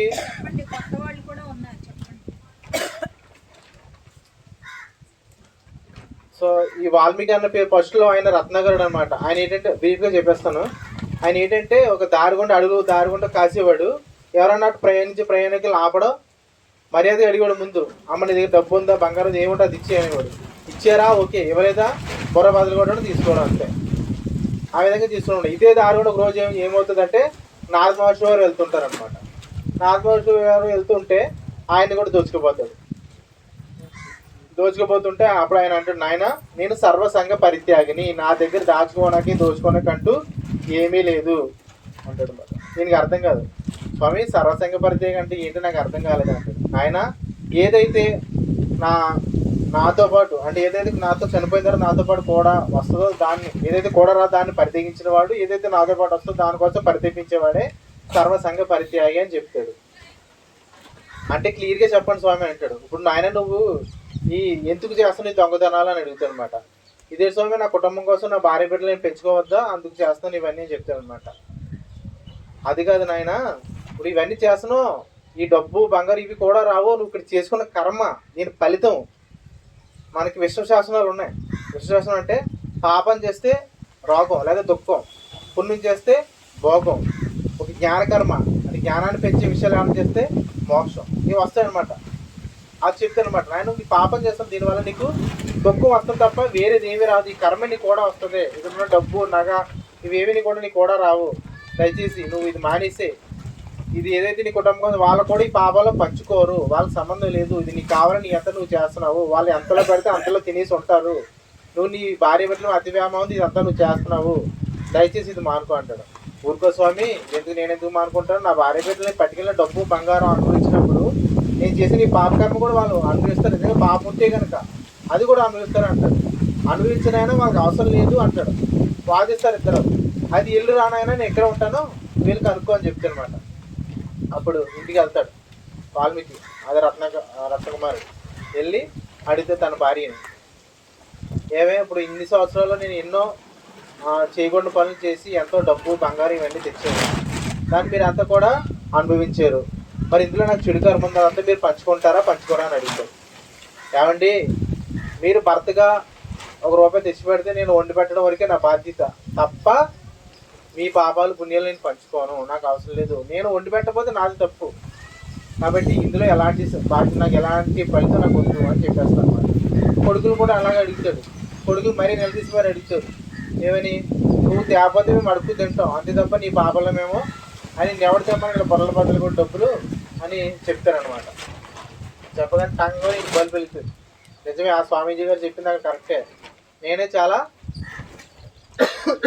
తప్పు చేశాను, ఎంత చేస్తే అంతలో వీళ్ళు ఉందరు, కానీ నేను కుటుంబం మీద వ్యామోహంతో ఇదంతా చేశాను అని ఈయనకి అర్థమయ్యి ఏం చేస్తారంటే స్వామీజీ దగ్గర, స్వామీజీ తెలుసు తెలియక ఇన్ని పొరపాట్లు చేశాను, మరి ఏం చేయమంటారంటే తపస్సు, ధ్యానం నేర్పిస్తాడు. ఆ ధ్యానంలో ఆయన పూర్తిగా ఆయన కర్మలన్నీ దగ్ధం చేసుకొని ఆయనే చక్కగా మరి వాల్మీకి యోగ వాసిష్టం ఎంత అద్భుతంగా ఉందో. ఎవరన్నా చదివారు ఇక్కడ యోగ వాసిష్టం? చదివారు ఎవరన్నా? ఓకే, యోగ వాసిష్టం వెనక ఆయన అనేక గ్రంథాలు ఆయన రాశాడు. మరి ఆయన ఆ రత్నాకరుడు కాస్త ఒక వాల్మీకిగా మారాడు అనమాట. సో ఇక్కడ మనం తెలుసుకోవాల్సిన నీతి ఏంటంటే, ఏదైతే ఈ భూమి మీద మనం చేసుకున్న పనులు ఇవేవి కూడా రావు, చేసుకున్న ఫలితం ఏదైతే మంచి చేస్తే మంచి, చెడు చేస్తే చెడు, జ్ఞానకరం చేస్తే దాని తగ్గ ఫలితం ముక్తి మోక్షం ఇవి మాత్రం మనతో పాటు వస్తాయి అనే విషయం తెలుసుకుని, అలాగే ఇంకో కథ, ఇద్దరు ఉంటారు అనమాట. వాళ్ళు ఏంటంటే ఒకే కంపెనీలో వర్క్ చేస్తుంటారు, ఒకే ఇంట్లో 2 భాషలు అద్దెకి తీసుకుంటారు అనమాట. ఒకడు 30,000 శాలరీ వస్తుంది అనుకో, వాడికి నెలకు సరిపడగా జీతం పోను, మిగిలిన డబ్బులన్నీ కూడా ఇంటికి గొచ్చులు, చుట్టూ ప్రహారీ, టైల్స్, పైన సీలింగ్, హాల్టకి ఇవన్నీ చేస్తుంటాడు ఒకడు, ఫస్ట్ వాడు. రెండోడు మట్టికి వాడు ఏం చేస్తాడంటే టీవీ, గ్రైండరు, మంచి కూడా పట్టుకెళ్ళిపోయి సోఫా, కుర్చీలు ఇలాంటివన్నీ కొనుక్కుంటూ ఉంటాడు అనమాట. ఒకసారి ఇల్లు గల ఓనర్ వచ్చి, నాయన మీరు ఇల్లు ఇద్దరు కూడా ఖాళీ చేసేయండి, మా చుట్టాలు వస్తారు ఇందులోకి అని చెప్తాడు అనమాట. ఖాళీ చేసిపోగానే ఫస్ట్ వాడికి వెంటనే లబోదిబో అని ఏడుస్తాడు అనమాట. నా ఇంటి డబ్బు అంతా నీకే పెట్టిన పెట్టుబడి, నా డబ్బు అంతా మీ ఇంటికి పెట్టిన పెట్టుబడి అంటాడు. రెండోడు మటుకు హ్యాపీగా మంచి వ్యాన్ తెచ్చుకుంటాడు, ఈ సామాన్ అంతా అందులో వేసేసుకుని టాటా అవే చెప్పేసి వెళ్ళిపోతాడు. అన్ని కూడా పట్టుకెళ్ళిపోయి వస్తువులు కొనుక్కున్నాడు కాబట్టి ఇడేమో ఆ డబ్బు అనేది ఇంటికే పెట్టాడు పెట్టుబడి. ఇటు బాధపడతాడు ఫస్ట్ వాడు. రెండోడు మట్టుకి హ్యాపీగా సామాన్ వేసుకుని వేరే ఇంట్లోకి అద్దెకెళ్ళిపోతాడు. సో అలాగే ఈ భూమి మీద మనం ఎందుకు చెప్తానండి, ఈ భూమి అనేది మనకు అద్దిల్లు, బాగా గుర్తుపెట్టుకోండి. ఇక్కడికి ఎందుకు వచ్చాం? మన పాత్ర మనం పోషించి మనం ఏవైతే చేయాలో అందుకోసమే వచ్చింది తప్ప, ఇక్కడ నాకు అన్ని ఎకరాల పొలం ఉంది, ఇన్ని బిల్డింగ్లు ఉన్నాయి, అవి ఉన్నాయి, ఇవేవి కూడా మనకు కూడా రావు. ఇక్కడ నేను అంత పెట్టుబడి పెట్టాను, ఇంత పెట్టుబడి పెట్టాను, ఆ పిరమిడ్లు కట్టించాను, ఈ పిరమిడ్లు కట్టించాను, లేకపోతే నాకు ఆ సైడ్లు కట్టించాను, ఇవేవి కూడా రావు. ఇక్కడ ఉండే భూమి మీద ఉండదు, భూమి మీదే ఉంటుంది. మనం ఏవైతే చేసుకుంటామో ఆ కర్మ ఫలితం మాత్రమే మనతో పాటు వస్తుంది. సో ఆ విధంగా మనం దీన్ని అర్థం చేసుకొని ఏదైతే మనతో కూడా ఉండే జ్ఞానాన్ని మనమే సంపాదించాలి. ఒక సాధకుడు అయితే ధ్యాన సాధన తెలిసిన వ్యక్తి తను ఎంతో జ్ఞానాన్ని సంపాదించి ఆ మూటనే పట్టుకెళ్తాడు. ఒక ప్రాపంచ వ్యక్తి అయితే ఏం చేస్తాడంటే తను సంపాదించిన పాపం పుణ్యం లేదా తను చనిపోయిన తర్వాత కూడా తమ ఆత్మ ఇక్కడిక్కడ తిరుగుతుంది అనమాట. నా ఇల్లు, నా భార్య, నా పిల్లలు, నా సంసారం అంటూ తమ ఆత్మ ఇక్కడిక్కడే తిరుగుతుంది. అదే ఒక జ్ఞానం అయితే చక్కగా తాను ఏదైతే జ్ఞానమైన మూట సంపాదించో అది పట్టుకుని హ్యాపీగా తాను ఎక్కడైతే వచ్చాడు నిజవాసాన్ని అక్కడికి వెళ్ళిపోతాడు అనమాట. సో ఆ విధంగా ఇలాంటి విషయాలన్నీ కూడా చాలా ఈ శ్రవణుడు స్థాయిలో వింటాడు అనమాట. శ్రవణుడు అంటే వినేవాడు అర్థం, అంతే కదా. ఇలాంటి విషయాలు అనేక వైరాగ్య విషయాలన్నీ చక్కగా తాను వింటూ ఉంటాడు అనమాట. విని ఓహో ఇదే అనమాట. అయితే ఇలా విన్న తర్వాత ఇప్పుడు మన ఇదంతా ఇందులో మనకి ఏవైతే పనికి వస్తే అవే కదా మనం తీసుకుంటాం. అలాగే ఈ విన్నదంతా కూడా తను ఫిల్టర్ చేసుకుంటాడు అనమాట, అంటే గ్రహిస్తాడు. అలా కొన్ని ఆధ్యాత్మిక కొడిషలు కూడా వింటాడు. ఇక్కడ మన వాస్తవానికి మనమే సృష్టికర్తలు, జ్ఞానాగ్ని దగ్ధ కర్మాణం. మనల్ని ప్రేమించేవారే మన పతనానికి కాలం అవుతారు, మనం ద్వేషించేవారే మనం ఎదిగేలా చేస్తారు. మన వాస్తవానికి మనమే సృష్టికర్తలం, యద్భావం తద్భావతి. ఇలాంటి ఆధ్యాత్మిక ప్రిన్సిపల్స్ అన్నీ కూడా తను చక్కగా ఈ శ్రవణుడు స్థాయిలోనే వింటూ ఉంటాడు అనమాట. విని గ్రాహకుడిగా మారుతాడు. అంటే విన్నదాన్ని అంతా గ్రహించి ఇది నా జీవితానికి ఎలా ఉపయోగపడుతుంది. ఈ గ్రాహకుడు అనే స్థాయిలో అన్ని ప్రశ్నలు ఉంటాయి అన్నమాట. ప్రశ్నలు అంటే అసలు జ్ఞానం అయితే దగ్ధ కర్మానం అంటున్నారు కదా, జ్ఞానం కలిగితే కర్మలన్నీ పోతాయి అంటున్నారు కదా. మరి కర్మలు ఏ విధంగా పోతాయి, కర్మలు ఏ విధంగా దగ్ధమవుతాయి, జ్ఞానం కలిగేది ఎలా అని ప్రతిదాన్ని ప్రశ్నిస్తుంటాడు అనమాట. ఇది ఎప్పుడన్నా మీకు వచ్చిందా ప్రశ్న? జ్ఞానం అయితే దగ్ధ కర్మానం, జ్ఞానం కలిగితే కర్మలు పోతాయి అంటున్నారు. ఎలా పోతాయి? చిన్న ఉదాహరణ, ఒక చిన్న కథ తెలుసుకుందాం. ఒక ఊర్లోనండి ఒక రాజుగారు అన్నమాట, చక్కగా రాజు పరిపాలన చేస్తున్నాడు. అప్పట్లో చేస్తున్నాడు, చక్కటి ధర్మ పరిపాలన, అంత బాగానే ఉంది, అంత బాగానే చేసుకుంటూ వెళ్తున్నాడు.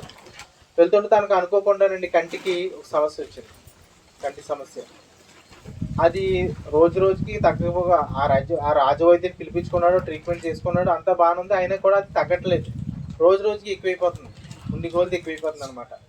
ఎక్కువైపోతూ ఈ రాజ్యాన్ని కాకుండా అనేక రాజ్యాల నుంచి కూడా రాజవైద్యుని పిలిపించుకుని ట్రీట్మెంట్ చేసుకుంటున్నాడు, వైద్యం చేయించుకున్నాడు. అయినా తగ్గట్లేదు.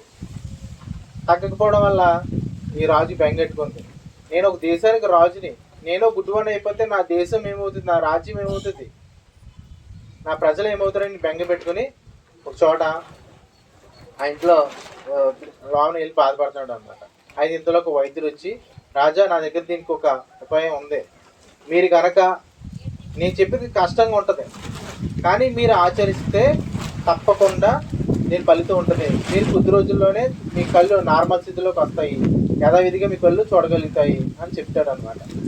చెప్తే సరేనైనా ఎంత కష్టమైనా పర్లేదు, 7 సముద్రాలు అవతల ఉన్నా సరే నేను కష్టమైనా సరే తెప్పించుకుని నేను ఆ వైద్యం తీసుకుంటాను, ఏదో చెప్పు అసలు అది ఏం చెయ్యాలో చెప్పు అని చెప్తాడు అనమాట. రాజా, ఇప్పుడు కంటికి పచ్చదనం అంటే ఇష్టం. మరి మనం ఎప్పుడైనా బస్సులో నుంచి ట్రైన్ నుంచి వెళ్ళినా కూడా పచ్చదనం ఏదైనా ప్రదేశం కనబడి దాని వైపు మనకు ఆటోమేటిక్గా వెళ్ళిపోతాయి, అవునా కదా? అలాగే మనకి ఇప్పుడు హాస్పిటల్ కూడా అన్ని కూడా బెడ్షీట్స్ అన్ని కూడా పచ్చగా రంగులో ఉంటాయి. ఎందుకంటే పచ్చది దేనికి ప్రతీక అంటే ఆరోగ్యానికి ప్రతీక అనమాట. కాబట్టి మీరు లేచింది మొదలు సాయంత్రం పడుకునే ముందు వరకు కూడా పచ్చదనాన్ని చూడాలి, ఇంకో రంగు చూడకూడదు. కాబట్టి మీరు పచ్చ రంగే చూడండి. కొద్ది రోజులు ఈ విధంగా మీరు చూస్తూ ఉంటే సుమారు ఒక 6 నెలల కాలంలోనే మీ కంటికి ఆటోమేటిక్గానే ఏదైతే ఇన్ఫెక్షన్ వచ్చిందో అది పోతుంది అని చెప్తారు అనమాట. అవునా, సరే అయితే ఇదేదో ఉపాయం బాగుందనేసి అంటే మంత్రి అంటాడు అనమాట. మంత్రి వస్తాడు, ఇంకో మన రాజ్యం సభ ఇది అలాగే మన రాజ్యం ఉన్న ఇల్లులు అన్నీ కూడా పచ్చ రంగులతో నింపేయండి. ఎందుకంటే పొద్దులేసి అంతా బయటికి వెళ్ళి వస్తుంటాడు కదా. కాబట్టి మొత్తం అంతా పచ్చ రంగులు వేసేయండి, కావాల్సిన ధనాన్ని సైన్యాన్ని నువ్వు పట్టుకెళ్ళి మొత్తం అన్ని పచ్చ రంగులతో నింపేసేయి, ఏమాత్రం ఆలోచించుకు, ఎంత డబ్బు అయినా పర్లేదు, ఏమైనా పర్లేదు, వెళ్ళు అని చెప్తే రాజు చేస్తాడు. అంటే మంత్రి కొన్ని డబ్బు ఒక బళ్ళ మీద వేసుకుని సైన్యాన్ని తీసుకుని బయలుదేరుతాడు అనమాట. బయలుదేరుతాడండి, ఒక సాధు ఎదురవుతాడు. ఏంటి ఇంతమంది సైన్యం వెళ్తున్నారు, ఇంత డబ్బు వేసుకుని వెళ్తున్నారు, ఏంటి దీని కథ అసలు అని అక్కడ ఒక వ్యక్తిని అడిగితే, ఇలా రాజుగారి కంటి సమస్య వచ్చిందంటే ఆయన ఏదో పచ్చరంగులు కొనమన్నాడు, మొత్తం ఆఖరికి రాణిగారు తలతో సహా అంత పచ్చరంగా వేసామన్నాడండి అని చెప్తారు అనమాట. ఇది అవునా, అలాగా అలాగా అన్నారు ఆయన అనేసి నేను పరిగెత్తిన సాధువు గారు ఆయన దగ్గరికి వెళ్తారు. రాజా, ఎందుకు ప్రజాధనాన్ని అంతా నువ్వు పాడు చేస్తున్నావు అంటే, స్వామి ఏం చేయండి స్వామి, నీకు పొద్దున్న లేచిన వరకు సాయంత్రం వరకు కూడా పచ్చదనాన్ని చూడాలి, వేరేది ఏమి చూడకూడదని చెప్తాను అనమాట. అవునా నాయన, మరి అయితే దానికి ఎందుకు నువ్వు అంత డబ్బులు ఖర్చు పెట్టడం అవసరం లేదు, ఒక పచ్చ కళ్ళజోడు పెట్టుకోగలిగి నువ్వు పొద్దున్నే తెల్లవాళ్ళు పెట్టుకో నువ్వు తీయవలసిన అవసరం, దానికోసం ఇంత నువ్వు వేస్ట్ చేయక్కర్లేదు అని చెప్పగానే ఆయన చక్కగా ఆయన ఏదో ఒక వర్డ్ ఏం చెప్పాడు, ఒక పచ్చ కళ్ళజోడు పెట్టుకున్నాడు. అది జ్ఞానమే కదా, పెట్టుకున్నాడు ఆయన. అదేవిధంగా ముందు చాలా మంది రాజ్య ప్రజలు అందరూ చాలా హ్యాపీ, రాణిగారు అయితే ఇంకా హ్యాపీ, ఎందుకంటే తల మామూలు నార్మల్గా నల్లగానే ఉంది, పచ్చది అవ్వలేదు కాబట్టి ఆయన కొద్ది రోజులుగా తగ్గిపోయింది. సో అక్కడ జ్ఞానానికి దక్త కర్మ అంటే, అలా జ్ఞానాన్ని మనం ఎప్పుడైతే చెప్పుకుంటే మనకి ఏవైతే ఇప్పుడు ప్రాబ్లమ్స్ ఉన్నాయో అవి ఈజీగానే మనకి దగ్ధం అవుతాయి. ఇలాంటి విషయాలన్నీ కూడా తను ప్రశ్నిస్తూ ఉంటాడు అనమాట ఈ గ్రాహకుడి స్థాయిలో. ఓకే, ప్రశ్నించి ఓహో ఇదా అని తెలుసుకొని, అంటే ఇవన్నీ తెలుసుకోవాలంటే నేను ఏదైతే పూర్ణాత్మ నుంచి వీడియోలో ఒక అంశాత్మ వచ్చానో, ఈ అంశాత్మ మళ్ళీ పూర్ణాత్మకి వైపు వెళ్తేనే నాకు జీవితం అంతా బోధపడుతుంది. ఇలా చెయ్యాలంటే నేను ధ్యాన సాధన చెయ్యాలి, ఓ సాధకుడిగా మారితేనే నాకు ఇదంతా బోధపడుతుంది. ఈ ప్రపంచం సర్వం కల్విదం బ్రహ్మ అంటున్నారు. పొద్దున్న లేచి చూస్తే ఆడేమో నాస్తి కావాలంటే ఈడేమో అన్నదమ్ములు ఇద్దరు దెబ్బలాడుకుంటూ ఉంటారు. వేదం ఏం చెప్పింది, సర్వం కల్విదం బ్రహ్మ అంది. కాబట్టి ఇవన్నీ తెలియాలంటే నేను ఏదో చెయ్యాలి, అదే తపస్సు చేయాలి, ధ్యానం చేయాలి, అది చేస్తేనే నాకు జీవితం అంతా ఏదో బోధపడుతుంది అన్న విషయాన్ని తెలుసుకుని అప్పుడు ఈ గ్రాహకుడు కాస్త సాధకుడిగా మారుతాడు అనమాట. ఈ సాధకుడు స్థాయిలో మనలాగా ఏదో ఒక గంట కూర్చున్నాం ధ్యానం చేసాం అన్నట్టుగా కాకుండా 6 గంటలు కూర్చుంటాడు ధ్యానంలో. 6 గంటలు, 8 గంటలు, 10 గంటలు రోజు. ఎప్పుడు తెల్లారుతుందో, ఎప్పుడు త్వరగా తన పనులు ముగించేసుకోవడం, ధ్యానంలో కూర్చోవడం తపన మాట. తన లోపల ఉన్న దైవత్వం తను తెలుసుకోవాలని తపన ఆరాటపడుతుంటాడు అనమాట. ఇక్కడ ఒక చిన్న కథ చెప్తాను మీకు. పర్లేదు సార్ కూర్చోండి, నాకు కూర్చుంటే ఒకసారి ఒక శ్రీ మహావిష్ణువు భక్తుడు ఉన్నాడండి. ఆయన శ్రీ మహావిష్ణువు భక్తుడు ఉంటే ఆయనకి శ్రీ మహావిష్ణువు అంటే మహాప్రీతి. ఆయన దినచర్య ఏంటంటే పొద్దున్న లేచింది మొదలు ఒక 2 గంటలను శ్రీ మహావిష్ణువుని పూజించకుండా బయటికి రాడు. ఆయన పేరు చెప్తే చదువు కోసుకుంటున్నాడు, మన అంత ఇష్టం ఆయనకి. అయితే ఆయన చేసిన పూజలకి పునస్కారాలకి సాక్షాత్తు శ్రీ మహావిష్ణుకే ఎంతో ఆనందం కలిగి ఈయనకి దర్శన భాగ్యం కల్పించాలని ఆయన పూజా మందిరంలోనే కనపడతారు. దర్శన భాగ్యం కల్పిస్తారు ఈయనకి. వెంటనే ఇంక ఈయన ఆనందం పట్టుకోలేనంత ఆనందం వచ్చేస్తుంది ఈయనకి. ఎంత ఆనందపడతారంటే చెప్పలేము. మొత్తం ఇల్లంతా కళ్ళకి తప్ప స్వామి వచ్చి స్వామి నా కోసం దర్శన భాగ్యం కల్పించాడని ఆనందపడిపోయి గంతులేసేసి అటు తిరిగి గంతులేసేసి, సరే స్వామి వచ్చింది స్వామికి ఎదురు పెట్టాలి కదా, మరి వచ్చాడు కదా ఇంటికి, పెట్టాలని ఇలా తడుపుతూ ఉంటే ఒక అడ్డుపండు తగులుతుంది. తక్కువ తీసి పెట్టేస్తాడు స్వామికి. స్వామి చక్కగా తినేసి అంతర్లీనం అయిపోతారు, అంటే మాయమైపోతారు. మాయమైపోయాక కాసేపటికి ఆనందం తేరుకుని కింద చూస్తే అడ్డుపండు గుజ్జు ఉంటుందండి. కంగారు తొక్క పెడేస్తాడు స్వామికి. అరే ఎంత తప్పు చేసిన స్వామి నా మీద దయించి నా ఇంటికి వచ్చి నా దర్శన భాగ్యం కల్పిస్తే కనీసం అరటిపండు కూడా సరిగ్గా పెట్టలేకపోయాను. ఎలాగే ఇంత తప్పు చేశాను నేను, దీన్ని మళ్ళీ ఎదురా కరెక్షన్ చేసుకోవాలనేసి ఏం చేస్తాడంటే మళ్ళీ పూజలు గట్టి చేయడం మొదలుపెడతాడు. మళ్ళీ గంటలు పూజ సామాగ్రి మొత్తం తెప్పించేసుకుంటాడు. గంటలు పూజలు చేస్తుండగా ఈయనకు డౌట్ వస్తుంది. స్వామి మళ్ళీ నా మీద దయించి మళ్ళీ ప్రత్యక్షం అవుతాడు. అప్పుడు ఇదివరకులో నేను ఆనందంలో పడిపోయి మళ్ళీ తొక్క పెట్టేస్తే అంతే కదా, అలవాట్లు పొరపాటుగా ఎలాగాని ఆలోచించి 2 అడ్డుపండుగాలు తెప్పించుకుని అంటుపండు తెంపడం, తొక్క పడేయడం, గుజ్జు పెట్టడం. ఏటి విగ్రహానికి అంటుపండు తెంపడం, తొక్క పడేయడం, గుజ్జు పెట్టడం. ప్రాక్టీస్ చేస్తాడు బాగా. ప్రాక్టీస్ చేస్తే ఏమవుతుంది, పర్ఫెక్షన్ వచ్చేస్తుంది కదా. సాధన చేస్తే ఏమవుతుంది, అలవాడైపోతే స్వామి వస్తాడు. స్వామి రాగానే తక్కువ అంటుపండు తెంపడం, తొక్క పడేయడం, గుజ్జు స్వామి నోళ్ళు పెట్టేయడం కదా. చేయగానే స్వామి ఏం చేస్తాడు, ట్విస్ట్ ఏంటంటే అని మొక్క మీద వస్తాడు. ఆగిపోయాడు. ఏ స్వామి ఇదివరకు తొక్క పెడితే హ్యాపీగా తిన్నారు, ఇప్పుడు గుజ్జు పడితే తిన్నాకేంటి అని అడుగుతారు. ఆయన ఇదివరకు నీ దృష్టి అంత పూర్తిగా నా మీదే ఉంది. నువ్వు అడ్డుపండు పెట్టావా, గుజ్జు పెట్టావా, తొక్క పెట్టావు, ఇది కాదు. ఇప్పుడు నీ దృష్టి ఎక్కడ ఉందో తెలుసా, ఎంతసేపు ఆ తొక్క మీద ఉంది. ఆ తొక్క పైన ఉంది నీ దృష్టి అంతా. నాకు కావాల్సింది పిండి, తొక్క, అడ్డుపండు, పండ్లు, ఫలాలు ఇవి కాదు. నాకు కావాల్సింది నీ మనసు. నాకు కావాలి. ఓకే, అది నీ మనసునివ్వి, నీ దృష్టిని పూర్తిగా నా మీద ఉంచు. ఇక్కడ మనం సాధన చేస్తున్నాం, మరి చాలామంది దృష్టి ఆడబెడుతున్నారు చెప్పండి, మన కోసమే, ఇంక్లూడింగ్ మీ. ఓకే, దృష్టి ఎక్కడ పెడుతున్నావా, ఆలోచనల మీద పెడుతున్నావా, ఇంటి మీద పెడుతున్నావా, ఫోన్ మీద పెడుతున్నావా, లేదా బిజినెస్ మీద పెడుతున్నావా? దృష్టి ప్రాపర్గా శ్వాస పైనే పెట్టాలి. మనకి ఎంతమంది త్రిమూర్తులు అంటారు? త్రిమూర్తులు అంటే ఎవరు చెప్పండి? బ్రహ్మ, విష్ణు, మహేశ్వరుడు.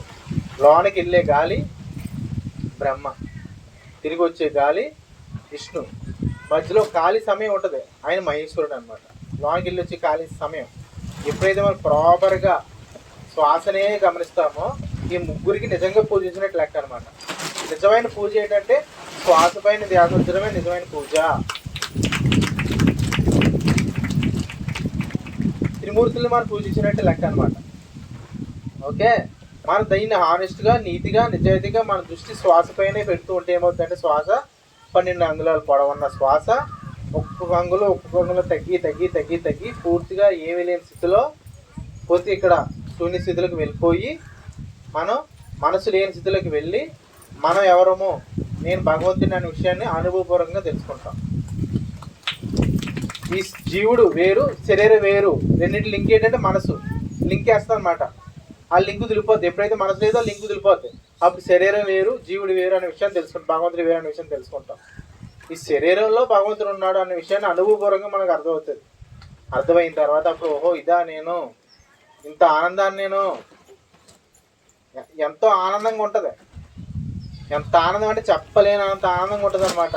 చాలామంది సాధకులు ధ్యానంలోకి వెళ్ళిపోయిన 2 సంవత్సరాలు మా ఊర్లో మా ఈస్ట్ గోదావరి ముమ్మడి వారి బాలయోగి స్వామి ఉన్నాడు. ఆయన ఎప్పుడో 2 సంవత్సరానికి ఒకసారి బయటకు వచ్చేవాడు అంతే. ఎందుకంటే ఆయన ఈ శరీరం కాదు, ఇంద్రియాలు కాదు, మనసు కాదు, బుద్ధి కాదు తెలుసుకున్న తర్వాత ఒక ఆనందంలో మునిగి తేలుతాం అంతే. ఇంకా అక్కడ ఏం ఉండదు, ఆనందమే. మన 5వ శరీరం ఏంటి అంటే ఆనందమే శరీరం. ఏంటి? ఆనందమే శరీరం. దాని స్వభావం ఏంటో తెలుసా అండి? ఎప్పుడూ ఆనందంగా ఉండడమే. ఎప్పుడు ఈ కాలం ఆ కాలం ఈ చలి, ఇక్కడ మనకి ఈ భౌతిక శరీరం ఉందనుకో గట్టిగా చలి వేస్తుంది, నాకు చలి వేసేస్తుంది. నాకు ఎవరైనా కేకలేసిన తలపోటు కింద ఉంటుంది. ఆ గాలి ఎక్కడ ఎండ గెట్టుకొచ్చిన గుబిరేటేస్తూ ఉంటుంది. ఈ శరీర స్వభావం ఇది. కానీ దాని స్వభావం ఏంటి తెలుసా? ఆనందంగా ఉండడమే. ఆనందంలో మునిగి తేలుతూ ఉంటాం అనమాట. ఆ విధంగా ఆనందాన్ని ఈ సాధకుల స్థాయిలో సాధన బాగా చేయగా ఆనందంలో కొద్ది రోజులు తాను పూర్తిగా మునిగి తేలుతూ ఉంటాడు అనమాట. మునిగి తేలుతూ ఉండి ఓహో ఇది అనమాట, నేను ఇంత ఆనందం నా లోపల ఉన్నది, బయట లేదు ఆనందం.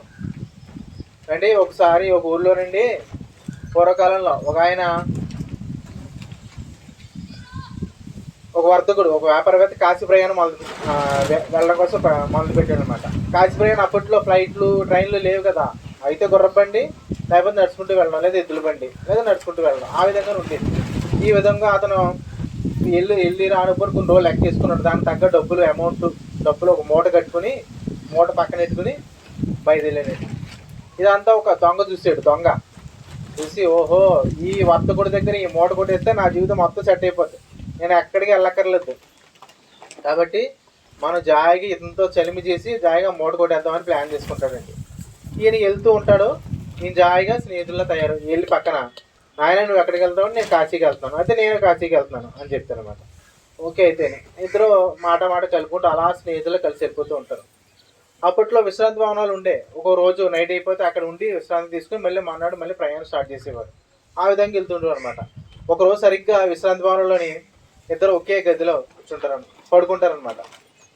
ఈ నైట్ ఖచ్చితంగా ఈ మూట కొట్టించు అని దొంగోడు అనుకుని శుభ్రంగా పడుకుంటారు. పడుకునే ముందు మూట చూస్తే ఆ వర్తకుడు పక్కన, ఆ వ్యాపారవేత్త పక్కనే మూట ఉంటుంది తలగడి దగ్గర. ఈడు కూడా శుభ్రం తలగడి మంచం వేసుకుని ఈడు పడుకుంటాడు. పడుకున్నాక సరిగ్గా కునికేస్తాడు దొంగోడు. వెలుగు వచ్చేస్తుంది కదా దొంగోడు, ఆటోమేటిక్గా వెలుగు వచ్చిన తర్వాత చూస్తాడు, మూట కనబడదు. పడుకునే ముందు అతను పక్కనే ఉంటుంది, ఆ వర్తకుడు పక్కనే పెట్టుకుంటాడు, మూట కనబడదు. లెగిస్తాడు, ఎదుగుతాడు, గదంతా మొత్తం ఆడ తలగడి కింద మొత్తం ఆ వ్యాపారమే తలగడి కింద కూడా ఎదుగుతాడు, కనబడదు. ఏంటిది మూట పడుకునే ముందు చూసాము ఇటు పక్కనే ఉంది, మూట చూస్తే మమైపోయింది. తెల్లవాళ్ళు ఎదుగుతాడు, కనబడదు. అరే మూట చూసి వచ్చిందే దానికోసం, ఇన్ని రోజులు ఇటు తిరిగిందే ఆ మూట కోసం, ఆ మూట లేకపోతే ఇంటికి వెళ్ళిపోదాం అనుకుంటాడు. కానీ అసలు ఏమైంది మూట కిటికి తెలియాలి కదా అనేసి ఆగిపోతాడు అనమాట. ఆగిపోయి పొద్దున్న అవగానే ఎవయ్యా రాత్రి మూట నీ పక్కనే చూసి నాకు ఎక్కడ పెట్టావో అని అడుగుతాడు అనమాట. ఒరే బాబు నువ్వు డే 1 నా దగ్గరికి వచ్చినప్పుడే తెలుసు నువ్వు దొంగోడు అని, అందుకే ఆ మూట నీ తలగడి కింద పెట్టాను. బయట అంతా ఎదుగుతావు నువ్వు, కానీ నీ లోపల నువ్వు ఎదుగుతావు నాకు తెలుసు, అది నీ తలగడి కింద పెట్టాను అంటాడు అనమాట. వీరికి దెమ్మ తిరిగిపోతుంది ఇంకా. ఓకే, అలాగే మనం కూడా బయట అంతా ఎదుగుతాం. భగవంతుడు ఆ గుళ్ళో ఉన్నాడా, ఈ గుళ్ళో ఉన్నాడా, అక్కడ ఉన్నాడా, ఇక్కడ ఉన్నాడు, కానీ భగవంతుడు ఎక్కడ ఉన్నాడు? లోపల ఉన్నాడు. ఆరోగ్యం ఎక్కడ ఉంది? బయట ఎప్పుడు ఆరోగ్యం వచ్చి ఇప్పుడు బయట తిరగమాకండి. సో టెంపరీగా ఏదైనా వస్తే పెయిన్ కిల్లరు, యాంటీబయాటిక్ ఏదో కామన్, బీపీ ఉంది ట్యాబ్లెట్ వేసుకోవడం కామన్, కానీ ఆరోగ్యం అనేది మన లోపల ఉన్నది. బిఈ డాక్టర్ అంటూ యువర్ సెల్ఫ్ అని డాక్టర్ జీకేసా చెప్పారు. నీలోనే వైద్యుని మేలుకొల్పు, నీలోనే ఆరోగ్యం ఉంది, నీలోనే భగవంతుడు ఉన్నాడు, నీ లోపలే ఆనందం ఉంది. ఆనందం ఆరోగ్యం ఆత్మీయన మన లోపల ఉన్న, బయట ఎక్కడా లేవు. బాగా గుర్తుపెట్టుకోండి. బయట తిరిగారంటే మీరు పప్పులో కాలేసినట్టే. డబ్బులు పోగొట్టుకుని మరి అక్కడ మనం టైం వేస్ట్ చేసుకుని తిరిగి మళ్ళీ మన లోపల మనం రావడం తప్పదు. సో ఇలాంటి విషయాలన్నీ కూడా ధ్యానంలో ఎన్నో ఆనందాలు, ఎన్నో అనుభూతులు పొంది ఈ భౌతిక శరీరం నేను అంటే ఈ మాంసపిండం మంత్రపిండంగా అవడాన్ని ప్రత్యక్ష అనుభవంగా ఇతను సాధకుడు తెలుసుకుంటాడు. ఎన్నో అనుభవాలు ధ్యానంలో పూర్తిగా నాడీమండ శుద్ధి జరిగి ఆరోగ్యం, ఆనందం అన్నీ పొందుతూ ఉంటాడు అనమాట. ఇంత ఆనందం లోపల పెట్టుకుని బయట తిరుగుతుంది జనాలు అనేసి దీన్ని చెప్పడం కోసం, ఏదైతే పొందారు కదా ఆనందం, ఈ చెప్పడం కోసం ఈ సాధకుడు కాస్త ఏమవుతాడప్పుడు బాధకుడిగా తయారవుతారు. బాధకుడు అంటే చెప్పేవాడు, బోధించేవాడే కదా అర్థం. ఇక నుంచి ఆనందం అనేది, ఆరోగ్యం అనేది, ఆత్మీయం అనేది మన లోపలే ఉన్నది. అమ్మ తల్లి బయట తిరగమాకండి, మీరు ఎంతసేపు ఖాళీ ఉండి అంతసేపు ధ్యానం చేసుకోండి, అంతసేపు ఉండి సజ్జన సాంగత్యం చేసుకోండి, మంచి మంచి పుస్తకాలు చదవండి, ఆడట్టాగా ఈడిట్టాగా జడ్జిమెంట్ చేయకండి, కంప్లైంట్లు చేయకండి అని ఇలా అందరికీ తను బోధిస్తూ ఉంటాడు అనమాట. సో జడ్జిమెంటు కంప్లైంట్ అనేది మనం చాలాసార్లు 10 సార్లు నోటంటే విన్నాం విన్నారా లేదా? నో జడ్జిమెంట్ చెప్తారు, నో కంప్లైంట్ అంటారు. ఎందుకు అలా 10 సార్లు అంత గట్టిగా చెప్తున్నారు? దాని అనగాలి ఏంటి అని నేను ఒకసారి ఆలోచిస్తే నాకు ఒక శీర్షికలో ఒక కథ ఒకటి నాకు కనబడింది అనమాట. మీకు చెప్తే నా కథ. పూర్వకాలంలో ఒక బోరే అయితే కొడతలేదు కదా మీకు.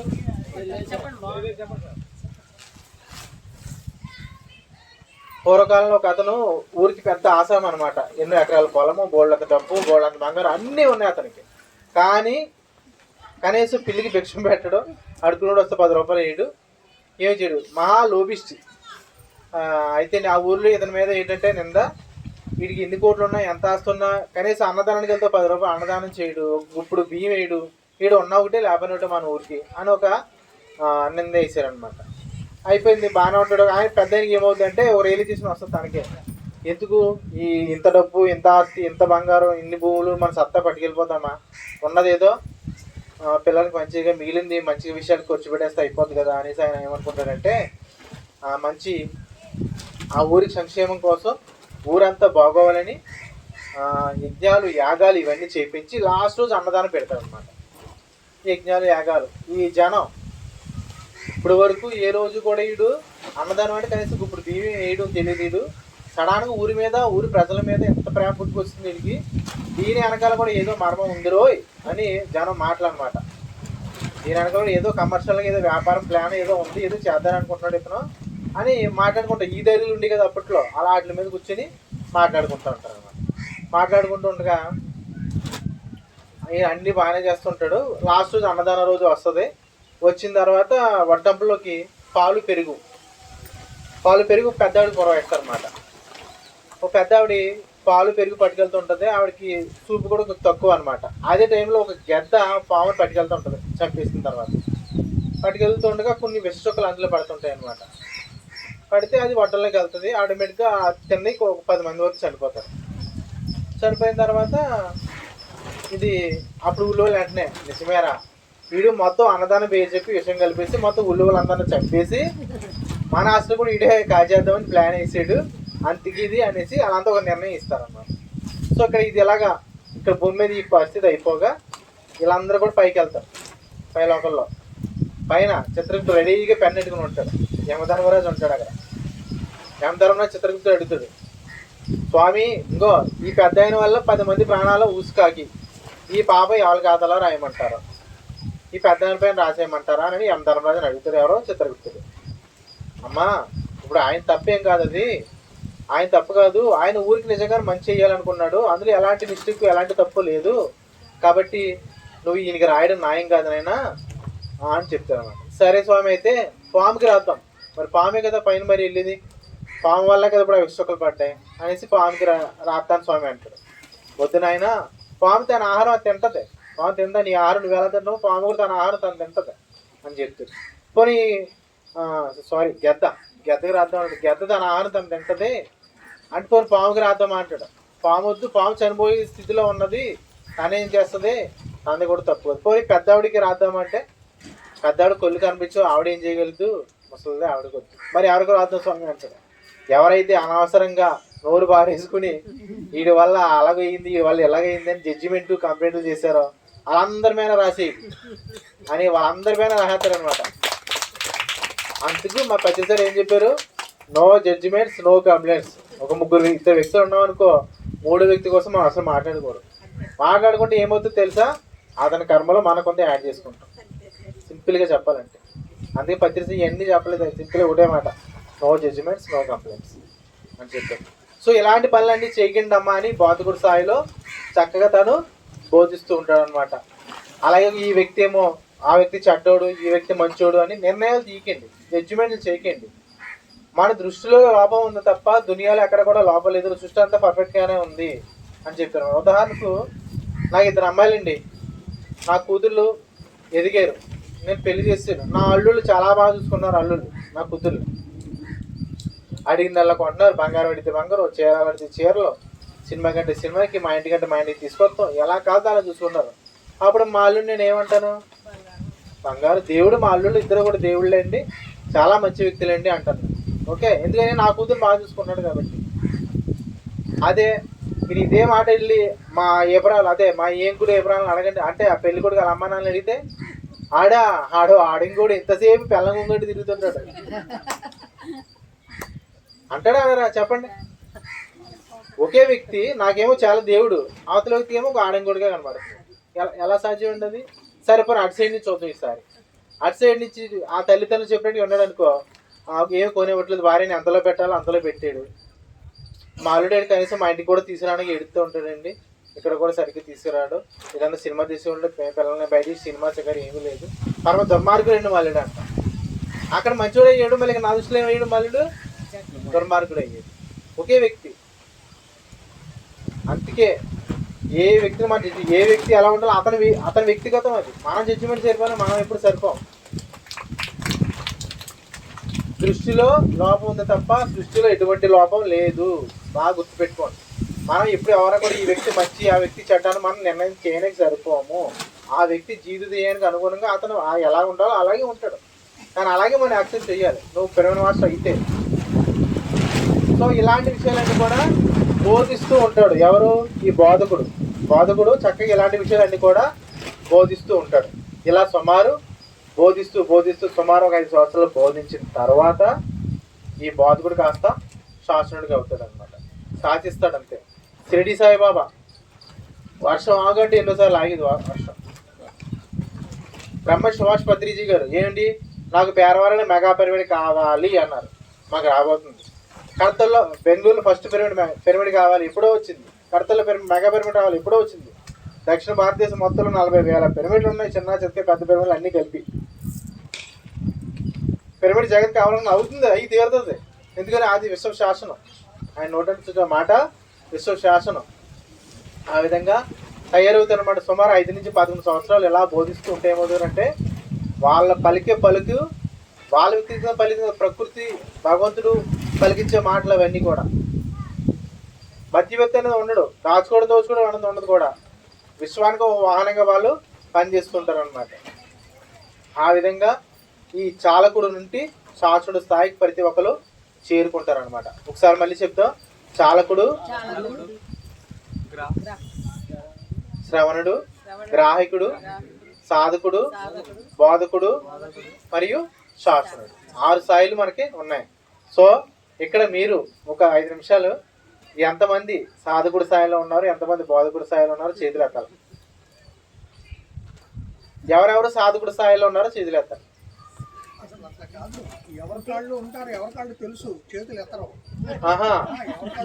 ఎవరికాళ్ళు బోధకులే, కాకపోతే బోధించడానికి ముందుకు రారు. సో అందరూ బోధకులు అయితే ఇక్కడ. సో ఏమండి ఒక విషయం చెప్తాను, బాగా గుర్తుపెట్టుకోండి. పత్రి సార్ బాడీ వదిలేసిన తర్వాత మన మీద అందరి మీద కూడా యూనిక్ వర్క్ ఉంది, బాగా గుర్తుపెట్టుకోండి. మనందరూ కూడా ప్రపంచాన్ని ధ్యానమయం, శాకారమయం, పిరమిడ్ మయం చెయ్యాలి అంటే మన భారతదేశం ఆధ్యాత్మిక ప్రతీక. మనమంతా పత్రి సార్ ఎన్నో విషయాలు నేర్చుకున్నాం, అదంతా కూడా మన అనుభవ రూపంలో చెప్తూ ఉండాలి. ఎప్పుడు కూడా దాచుకుంటే దోచుకోబడుతుంది, పంచితే పెంచబడుతుంది. ఈ విషయం మనం ఎన్నోసార్లు విన్నాం. కాబట్టి మీది ఉన్న క్లాసులు, మీకు ఉన్న మాస్టరీ లోపల ఏవైతే జ్ఞానం ఉందో అది చెప్పడం రూపంలోనో, రాయడం రూపంలోనో, ఇది ఒక వీడియో రూపంలో తీసి ఒక యూట్యూబ్లోనో లేదా ఎక్కడో చోట మీకు కుదిరితే క్లాసులే చెప్పండి, బోధించాలి. సీనియర్స్ 5 సంవత్సరాలు దాటి ఉన్న వాళ్ళు ఎవరైనా చేతులు ఎత్తండి. ఇక్కడ 5 సంవత్సరాలు దాటిస్తున్న వాళ్ళు అందరూ 1, 2, 3, 4 సార్ మీరు బాధకుడు, మీరు శాసనుడు సార్ మీరు. సో ఇప్పుడు చేతులు ఎత్తిన వాళ్ళు అందరూ కూడా బోధించాలి. సబ్జెక్ట్ నేర్చుకోండి, లాంగ్వేజ్లు నేర్చుకోండి, భగవద్గీత శ్లోకాలు, వేమన పద్యాలు, ఇలాంటి సబ్జెక్ట్ ఎప్పుడైతే నేర్చుకుంటామో మనకి చెప్పే అవకాశాలు కోపాలుగా వస్తాయి. చెప్పుకుంటూ వెళ్ళడమే, చెప్పడానికి రానుకోను మనకి ఏవైతే సదుపాయం చేయాలో అన్ని ప్రకృతి ఏర్పాటు చేస్తుంది. మనం ముందు తెలుసుకోవాల్సిన జ్ఞానాన్ని తెలుసుకోవాలి అంతే. అది తెలుసుకుని ఎప్పుడైతే ప్రిపేర్గా ఉంటామో మనకు కావాల్సిందంతా మనం ఆటోమేటిక్ ప్రకృతి అన్ని ఏర్పాటు చేసుకుంటుంది. మరి పత్రిసారి ఎన్ని చోట్ల తిరిగాడు ఆయన దగ్గర వచ్చి ₹1 ఉండేది కాదు. మరి ఎన్ని దేశాలు తిరిగాడు మనకు తెలుసు కదా, తెలిసే తెలియదు మీకు మరే. కాబట్టి పత్రిసారు ఎక్కడికి వెళ్ళిపోయి మన అందరి రూపాయలు ఇక్కడే ఉన్నాడు. ఆయన చైతన్యం మన అందరిలో కూడా అంతంత అందరికి పనిచేసి వెళ్ళిపోయాడు. మన అందరిలో కూడా ఆయన చైతన్యం ఉంది. వెళ్ళిపోయాడు. ఎక్కడికి వెళ్ళిపోయాడు? ప్రతి పిరమిడ్ మాస్టర్ లోపలికి వెళ్ళిపోయాడు. కాబట్టి ఆ పత్రిజీలు ఎవరు? మనమే. ఎవరు? మనమే పత్రిజీలు. కాబట్టి ప్రపంచానికి శాకాహార ప్రపంచం అవ్వాలన్నా, శాకాహార జగత్ అవ్వాలన్నా, ధ్యాన జగత్ అవ్వాలన్నా ఈ మన పత్రిజీలు అందరూ కూడా మనం బయటికి వెళ్ళడం. ఆన్లైన్ ఆఫ్లైన్ జూమ్లో ఉన్నది చక్కగా. మేము బయటికి వెళ్ళామండి, మా ఆయన ఒప్పుకోడంటే ఓకే సరేనమ్మా, మీరు చక్కగా జూమ్ పెట్టుకో, చెప్పు, ఇంట్లోని క్లాసులు చెప్పు, తప్పే ఉంది. మచిలీపట్నం క్లాసులకు వెళ్తానంటే అక్కడ ఉన్న వాళ్ళందరూ కూడా సీనియర్సే బాబు అన్నారు. మరి ఇంత సీనియర్స్ అయ్యి నేను మీ క్లాస్ చెప్పినా రాలేదు, మిమ్మల్ని బోధకులుగా చేయడం కోసం నేను వచ్చేది ఈరోజు ఇక్కడికి. ఓకే, మీరంతా కూడా బోధించాలి దయచేసి, అందుకు అది గుర్తు చేయడం కోసం వచ్చింది నేను. బోధించండి, ఏదో సబ్జెక్ట్ నేర్చుకోండి. పిరమిడ్ 18 ఆదర్శ సూత్రాలు ఉన్నాయి, నవరత్నాలు ఉన్నాయి. ఏది కాదు అది చేతు వర్క్షాప్ బోర్డు అది జ్ఞానం ఉంటుంది, లేదా రిసెప్ట్ బ్యాక్ జ్ఞానం ఉంది, బోర్డు తెలుసుకోండి.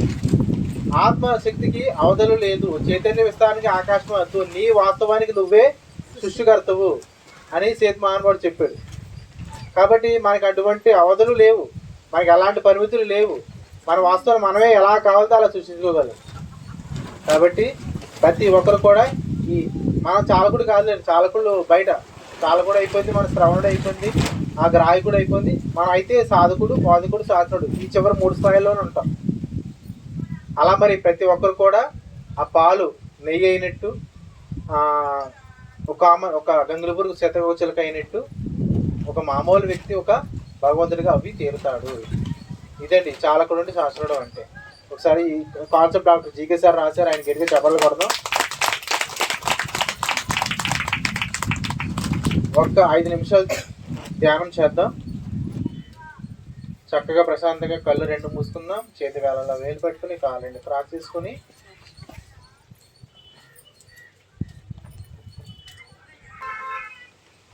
ఆఖరి 4 నిమిషాలు శ్వాస మీద ధ్యాస.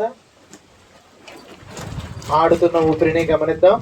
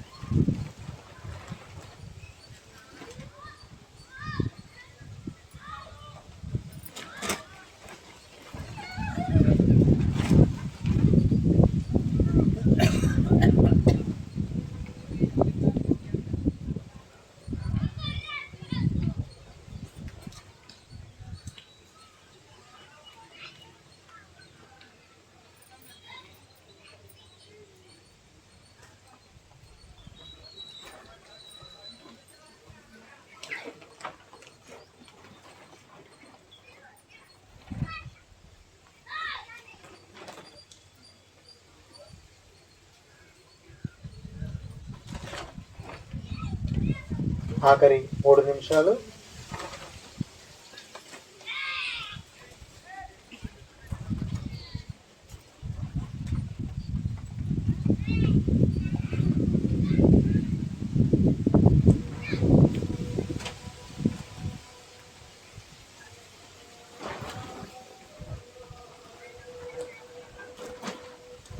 ఆఖరి 2 నిమిషాలు.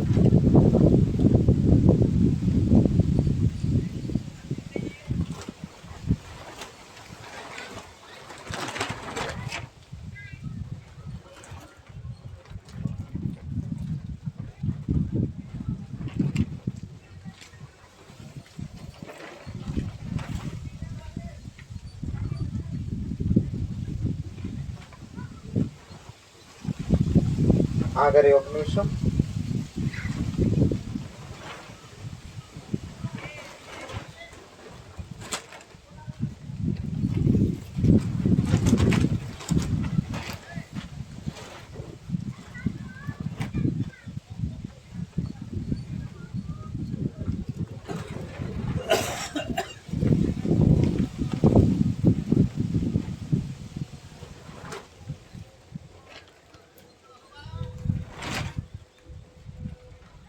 ఆఖరి 30 సెకండ్లు.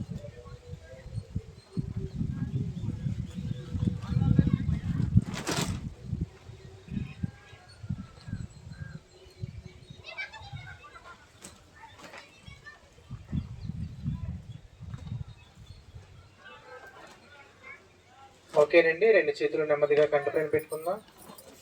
5 సెకండ్లు ఉంచుదాం. 5 4 3 2 1 0. నెమ్మదిగా అరచేతులు రెండు చూస్తూ కొన్ని నెమ్మదిగా తెలుస్తూ చక్కటి స్మైల్తో గట్టిగా చప్పట్లు కొడదామండి. అద్భుతమైన ధ్యానాన్ని ఇస్తున్నాం. చక్కటి జీవులు జరుగుతూ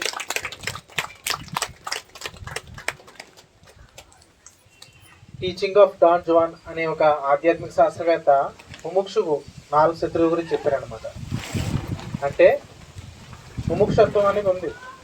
ముముక్షత్వం అంటే ముక్తి కావాలి, ముక్తిని తెలుసుకోవాలి అనే విషయాన్ని ఎవరైతే బాగా ఆశిస్తాడో ఆయన ముముక్షు.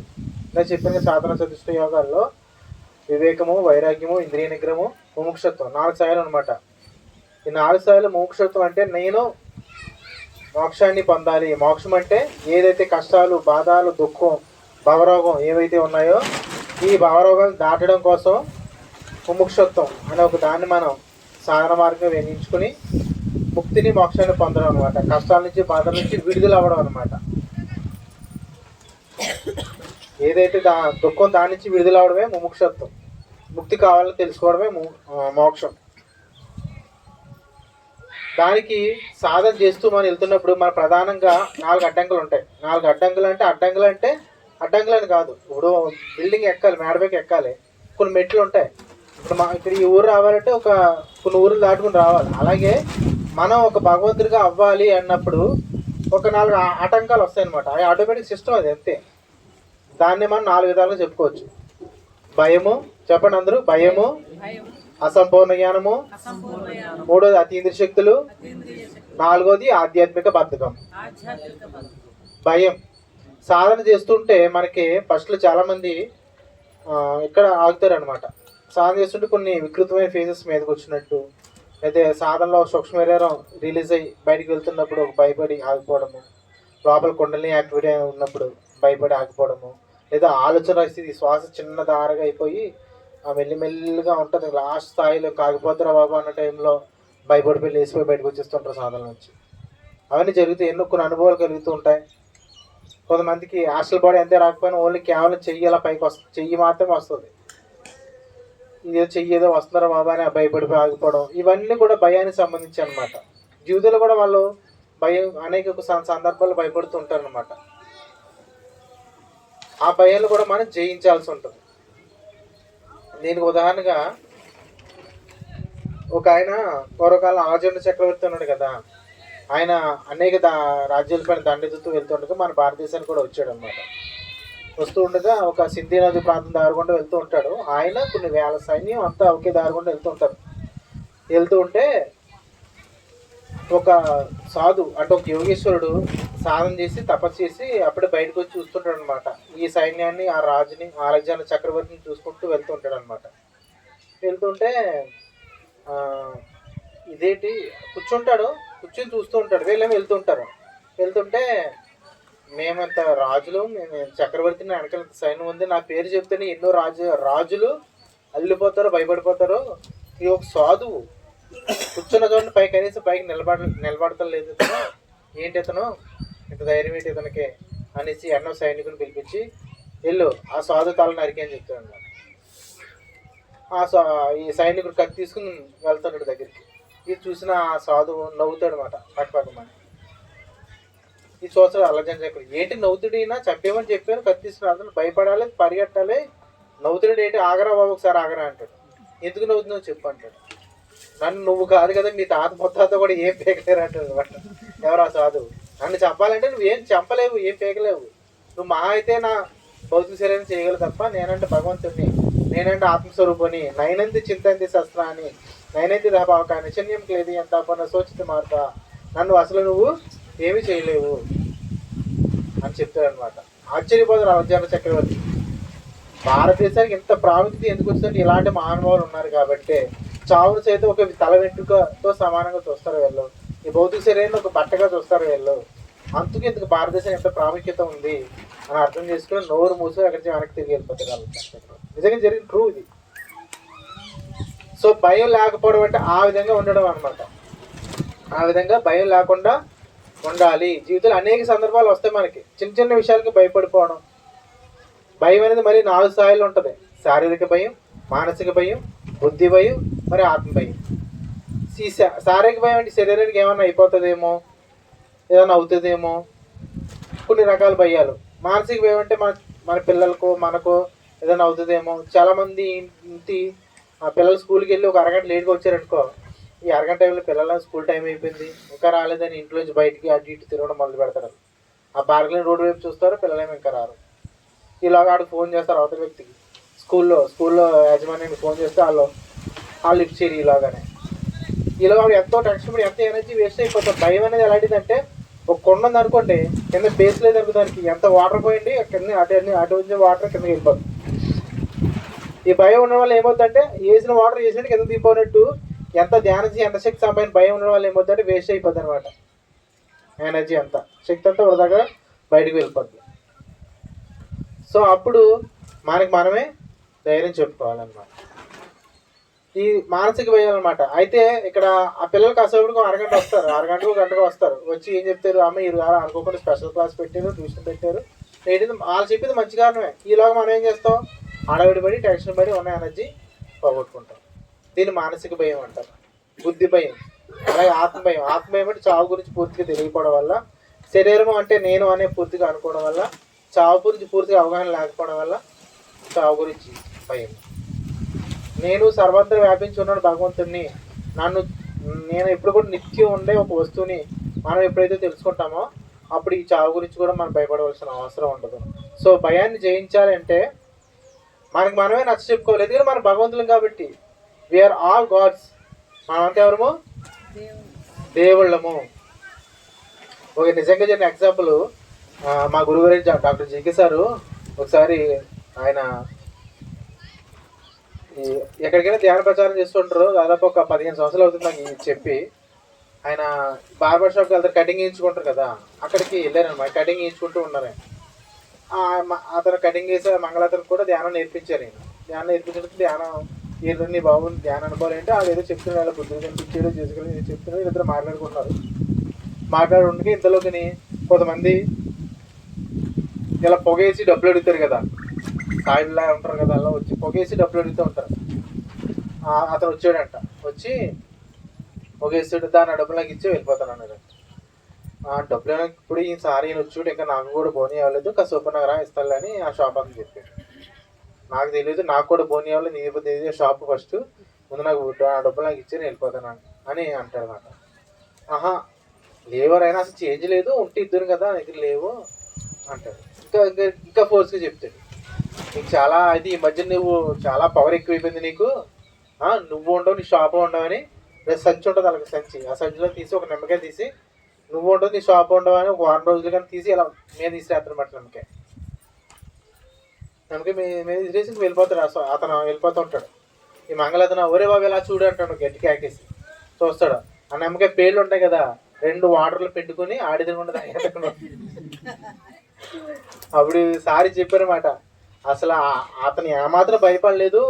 అదే మామూలు ఎవరైనా బయట వ్యక్తులు అనుకో, అయ్యి బాబు ఇదేదో చేసాడు నిజంగానే, దీని పరిహారం వెళ్ళాలి, ఏ స్వామి దగ్గరికి వెళ్ళాలి, ఏ తాయిది కట్టించుకోవాలి అని రకరకాలుగా ఫీల్ అవుతుంటారు.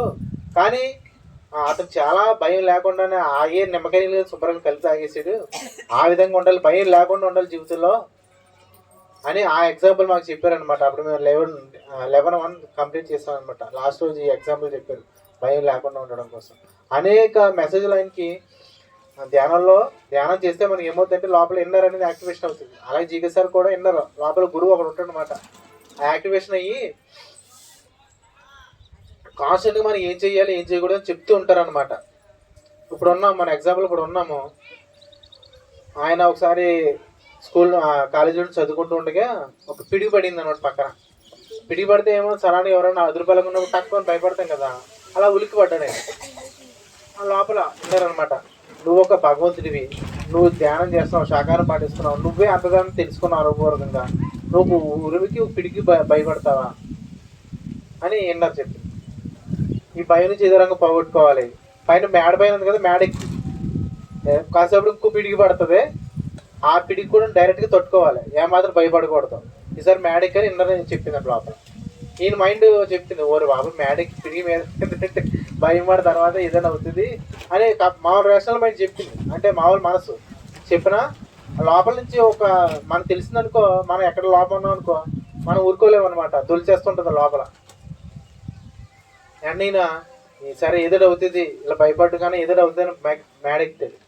ఇది ఇక్కడ కాదు పైన ఇంకా ఏదో రాడ్లా ఉంది దానిపై అక్కడికి అయితే పిడికి డైరెక్ట్ పడుతుంది అని చెప్తుంది అనమాట. మళ్ళీ ఆ రాడ్ ఎక్కుతారు ఆయన, పిడికి పడుతుంది కానీ పక్కన పడుతుంది అనమాట. కానీ ఆ రోజు నుంచి ఈ రోజుగా ఆయన భయం అంటే తెలియదు, భయం అప్పుడే పోయింది అనమాట. ఇడిగా చప్పట్లు కొడదామండి ఆయన. అలాగే మనకి నా జీవితంలో కూడా ఎన్నో విషయాల్లో నేను భయం పోగొట్టుకోవడం కోసం ఎన్నో ప్రయత్నం చేసి అన్నిటిలోని మరి ఆ విధంగానే భయం లేకుండా జీవించడం విధానం. అసలు నేను చిన్నప్పటి నుంచి చాలా గారాబంగా పెంచవాలి, బయటికి రావడం అనేది తెలియదు మరి.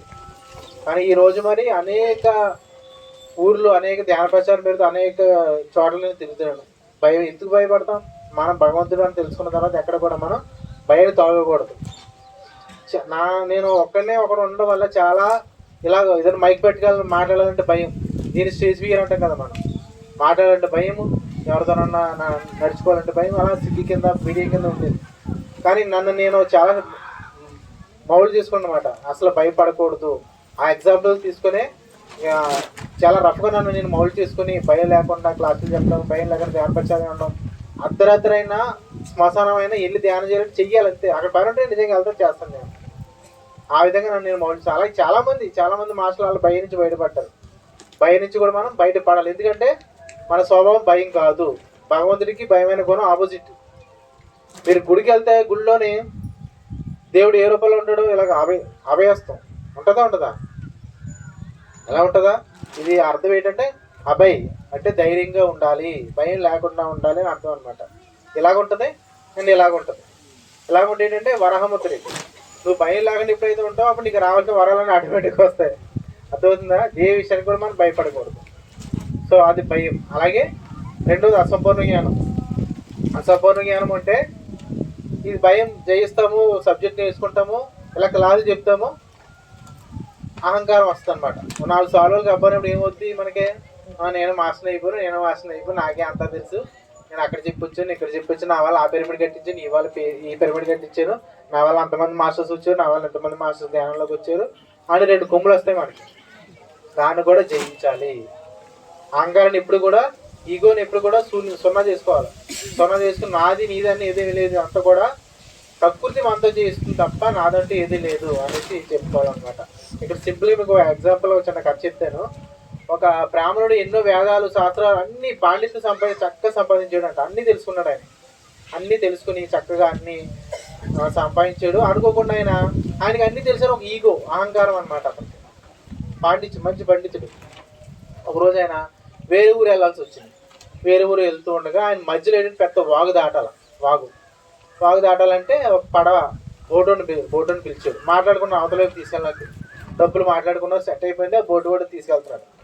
ఈయనకి అనుకోకుండా ఒక డౌట్ వచ్చింది, ఒరే బాబు బోటు కూడా నువ్వు మరి వేదాల గురించి శాస్త్రాల గురించి ఏమైనా తెలుసా నీకు అని అడిగి, లేదే గారు నాకేం తెలియదు, మా నాన్న నాకు బోటు ఇచ్చాడు, బోటు నడుపుని గడుపుతానని అంటాడు. నీ జీవితం సంతకల్లా నీ జీవితంలో 25% జీవితం నాశనం అయిపోతుంది పోరా అంటాడు. మళ్ళీ కాసేపటికి వెళ్తాడు, ఒరే కనీసం భగవద్గీత అయినా, లలిత సహస్రనామైనా, విష్ణు సహస్రనామైనా చదివేట్రా అంటాడు. అయ్యగారు నాకు ఏమీ తెలియదు, మీలాంటి వాళ్ళు ఏదో ఇవతల ఆవులు తీసుకెళ్తాను, అవతల ఎవరు తీసుకెళ్తాను, అది తప్ప నాకు ఏమీ తెలియదు అంట. అప్పుడు మళ్ళీ నీ జీవితం మొత్తం 50% జీవితం నాశనం అయిపోయిందిరా అంటాడు. మళ్ళీ ఊరుకుంటాడా? మళ్ళీ దూరం వెళ్ళిన తర్వాత మళ్ళీ కనీసం మరి జ్యోతిష శాస్త్రం గురించి ఏమన్నా తెలుసా?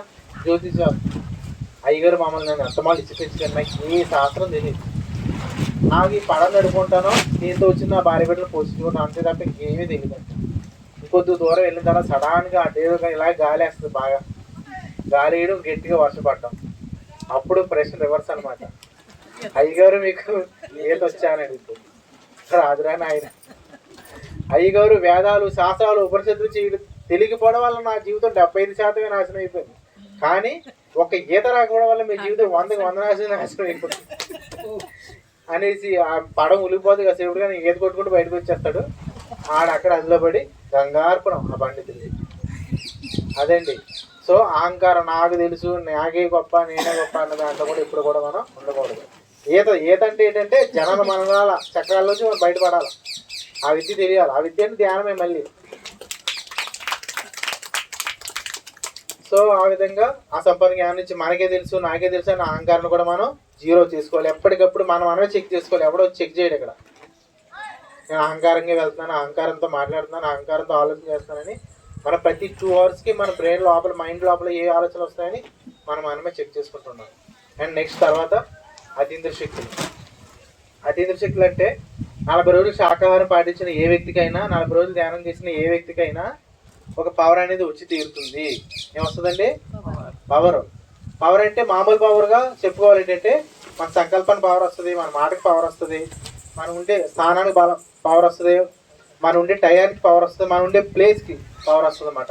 ఎప్పుడైతే 5 ఏళ్ళ పవర్ వచ్చిందో మనం చాలా జాగ్రత్తగా ఉండాలి. అంటే ఒక్కసారి మనం అనుకున్నాము, అది అయ్యింది, ఒక కళ వచ్చింది, మనకి నిజంగా జరిగింది, మనం ఇక్కడ ఎవరో ఇలా పలానా వాళ్ళు వస్తారని ముందుగా మన ధ్యానం అనుభవం కనిపిస్తుంది, కూర్చోవడం అతను వస్తాడు. ఇలా మనకి ఎప్పుడైతే మనం తెలిసిన గుర్తుపెట్టామో మన పవర్ వచ్చినట్టే లెక్క అనమాట. దీన్ని అడ్డదిడ్డంగా వాడకూడదు. మన పవర్ వచ్చి ఒకసారి ప్రూవ్ అయిందా, థాట్ పవర్ పెట్టాం ఎగ్జాంపుల్కి, నాకు మంచి పుస్తకం కావాలని ఒక ఎగ్జాంపుల్ పెట్టాం, ఆటోమేటిక్ 10 రోజులకు వస్తుంది. ఎందుకంటే నువ్వు శాకాహారి, ధ్యాని, భగవంతుడు, నువ్వు సాక్షాత్తు.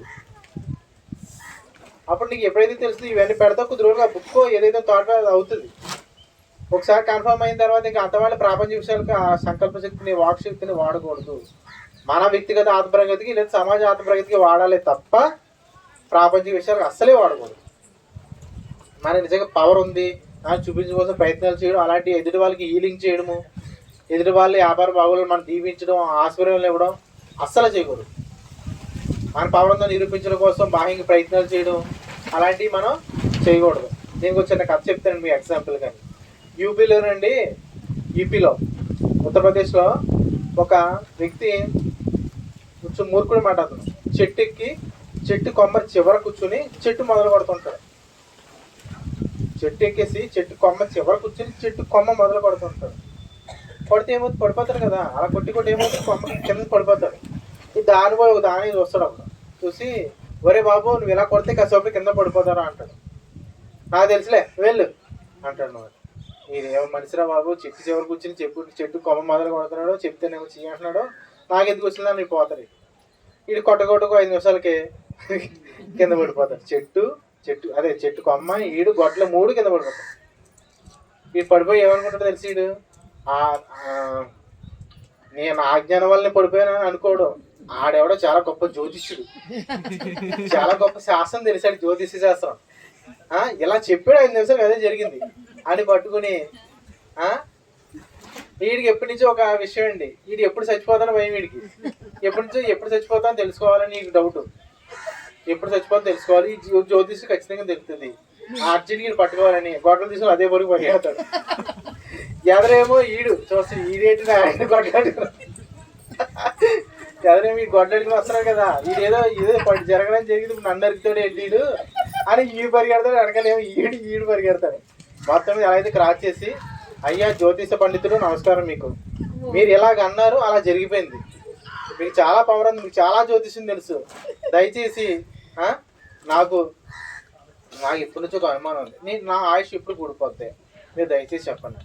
మరి నీ మొఖం సంతకెళ్ళా, నాకేం తెలియదు, జ్యోతిషం తెలియదు, నా ముఖం తెలియదు, కామన్ సెన్స్ ఉన్నావు, 10 ఊళ్ళు తెలిస్తే చెట్టు కొమ్మ చివరి కూర్చొని చెట్టు కొమ్మలు మొదలు కొడుతున్నావు, అది కామన్ సెన్స్ ఉన్న 10 ఊళ్ళు తెలిస్తే దాని జ్యోతిష శాస్త్రం అవసరమా? నాకు ఏం తెలియదు, నా మొత్తం ఏమీ తెలియదురా బాబు అని చెప్పి, మీరు అన్నారు జరిగిపోయింది, నాకు తెలీదు, మీరు చెప్తారా చెప్పరా అంటారు.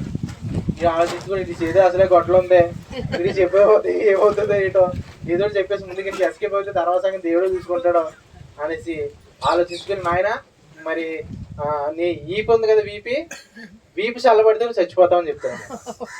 ఓహో, వీపు చల్లబడితే నేను చనిపోతాను, సరే గురువుగారు థ్యాంక్ యూ. ఈడు వెళ్ళిపోతాడు, అతను అది వెళ్ళిపోతాడు. ఒకసారి వర్షంలో పనిచేస్తుంటాడు అనమాట. వర్షంలో పనిచేస్తే వర్షం అంతా శరీరం తడిసిపోతుంది కదా, వీడు మధ్యలో ఈ తడుచుకుంటూ ఉంటుంటాడు. ఎలాగా చల్లబడిందా చచ్చిపోతాడు అనేసి. ఒకసారి వరుసలో శరీరం తెలిసిన ఈపు తడదా, ఈపు కూడా చల్లబడుతుంది అంతే. అది చూసుకుంటే చల్లగా అయిపోతుంది అంతే. మేము మరగాయ, నేను చచ్చిపోతున్నాను. ఆ జ్యోతిషుడు చెప్పాడు, చెట్టు పైన కింద పడితే 5 నిమిషాలు పడిపోతాం అన్నాడు. అలా పడుకొని చచ్చిపోవడం, కొద్ది రోజులు చచ్చిపోతాను. ఈపు చల్లబడితే చచ్చిపోతాను, ఈపు చల్లబడి నేను చచ్చిపోతాను. మేము మరగాయని అలా నడుచుకుంటూ తుప్పల్లోకి వెళ్ళి అలా ఈ పట్టుకుని పడిపోయి మేము మరగాయ అంటూ ఉంటాడు. అదే దారి గుండా ఒక కానిస్టేబుల్ వెళ్తున్నమాట, పోలీసు. ఈ 2 తుప్పలో సౌండ్ వస్తుంది చూసి కోనేరే తూ అని అడుగుతాడు అనమాట. మేము మరగాయ అంటాం. ఇదేరా మా చచ్చిపోతే మాట ఎలాగ వస్తుంది, మరగాయ అంటున్నాం. ఈపు చల్లబడితే చచ్చిపోతాయి, ఈపు చల్లబడితే చచ్చిపోతాను అంతే కదా. సరిగ్గా లాడి తీస్తాడు, సరిగ్గా తీసి 4 బాధలు ఒకటే బాధలు. అప్పుడు వీపు వీడెక్కింది, మే చేయవయ్యా. నేను బతికే ఉన్నానని చెప్తాను అనమాట. సో ఈ కథ ఎందుకు చెప్పానంటే, మీకు మన దగ్గర పవర్ ఉంది, మన దగ్గర ఈ పవర్ ఉంది అంటే అవతల వ్యక్తి పీకి మీద కత్తెట్టి మరి చెప్పించుకుంటాడు, అవుతుందా? సో మన దగ్గర ఎవరైనా హెల్త్ కంప్లైంట్ పోవాలన్నా మన దగ్గరికి వచ్చారనుకో, ఆడికి హీలింగ్ చేయమన్నాం లేదా ఎదురు రావడాలో అలాంటి చేయమాకండి దయచేసి. మాంసం తినే వ్యక్తికి అసలు చేయొద్దు. ఎవరైనా ఉన్నారు ఇక్కడ అలాంటి మహానుభావులు? మాంసం తినే మహానుభావులు ఎవరైనా ఉన్నారు ఇక్కడ? అసలు ఫస్ట్ మనం చూసాము అంటే, మనం వెళ్తున్నప్పుడు మనం కనిపించామంటే ఆడు భగవంతుడు కనిపించినట్టు లెక్క. ఆడికి ఆటోమేటిక్గా మంచి జరుగుతుంది. మళ్ళీ ఎదురు రావడాలు, వాడి వ్యాపారం బాగోవాలి, వాడు వస్తాడు మన పవర్కి, వాడి ఆత్మ తెలిసి ఈ వ్యక్తి దగ్గరికి వెళ్తే మన ప్రాబ్లం సాల్వ్ అవుతుంది, వాడు మన కనెక్ట్ అవుతాడు. కానీ ఆయన ఇంకో నీ వ్యాపారం బాగోవాలంటే నువ్వు ధ్యానం చెయ్యి, లేదా నీ వ్యాపారం టైం ఈజ్ మనీ, నీ వ్యాపారం మీద నువ్వు టైం పెట్టు. ఆ టైం పెడితే టైం మీద డబ్బులు తెస్తుంది. కాబట్టి నువ్వేం చేస్తావంటే, నువ్వు చక్కగా తెలివితేటలు టైం పెట్టి ఇవన్నీ పెట్టి నీ బిజినెస్ నువ్వే బాగు చేసుకోవాలి, సలహాలు ఇవ్వాలి, సూచనలు ఇవ్వాలి తప్ప నీ వ్యాపారం బాగుంటుంది, నేను ధ్యానంలో తాటు పెడతాను, సంకల్పం పెడతానంటే మన వ్యాపారం బాగుంటుంది. ఇక్కడ అలాంటివి మనం చేయకూడదు. ఒక మేడము, సరే టైం అయిపోతుంది, తర్వాత మనం మాట్లాడదాం. సో ఇలాగా ఇది అతీంద్రియ శక్తుల్లో మన మాటకి ఎప్పుడు పవర్ ఉంటుంది, మన సంకల్పానికి ఎప్పుడు పవర్ ఉంటుంది. మన ఉండే ప్లేసు, స్థాన బలమా తన బలమా అంటారు. స్థానానికి బలం ఉంటుంది, మన టైంకి బలం ఉంటుంది.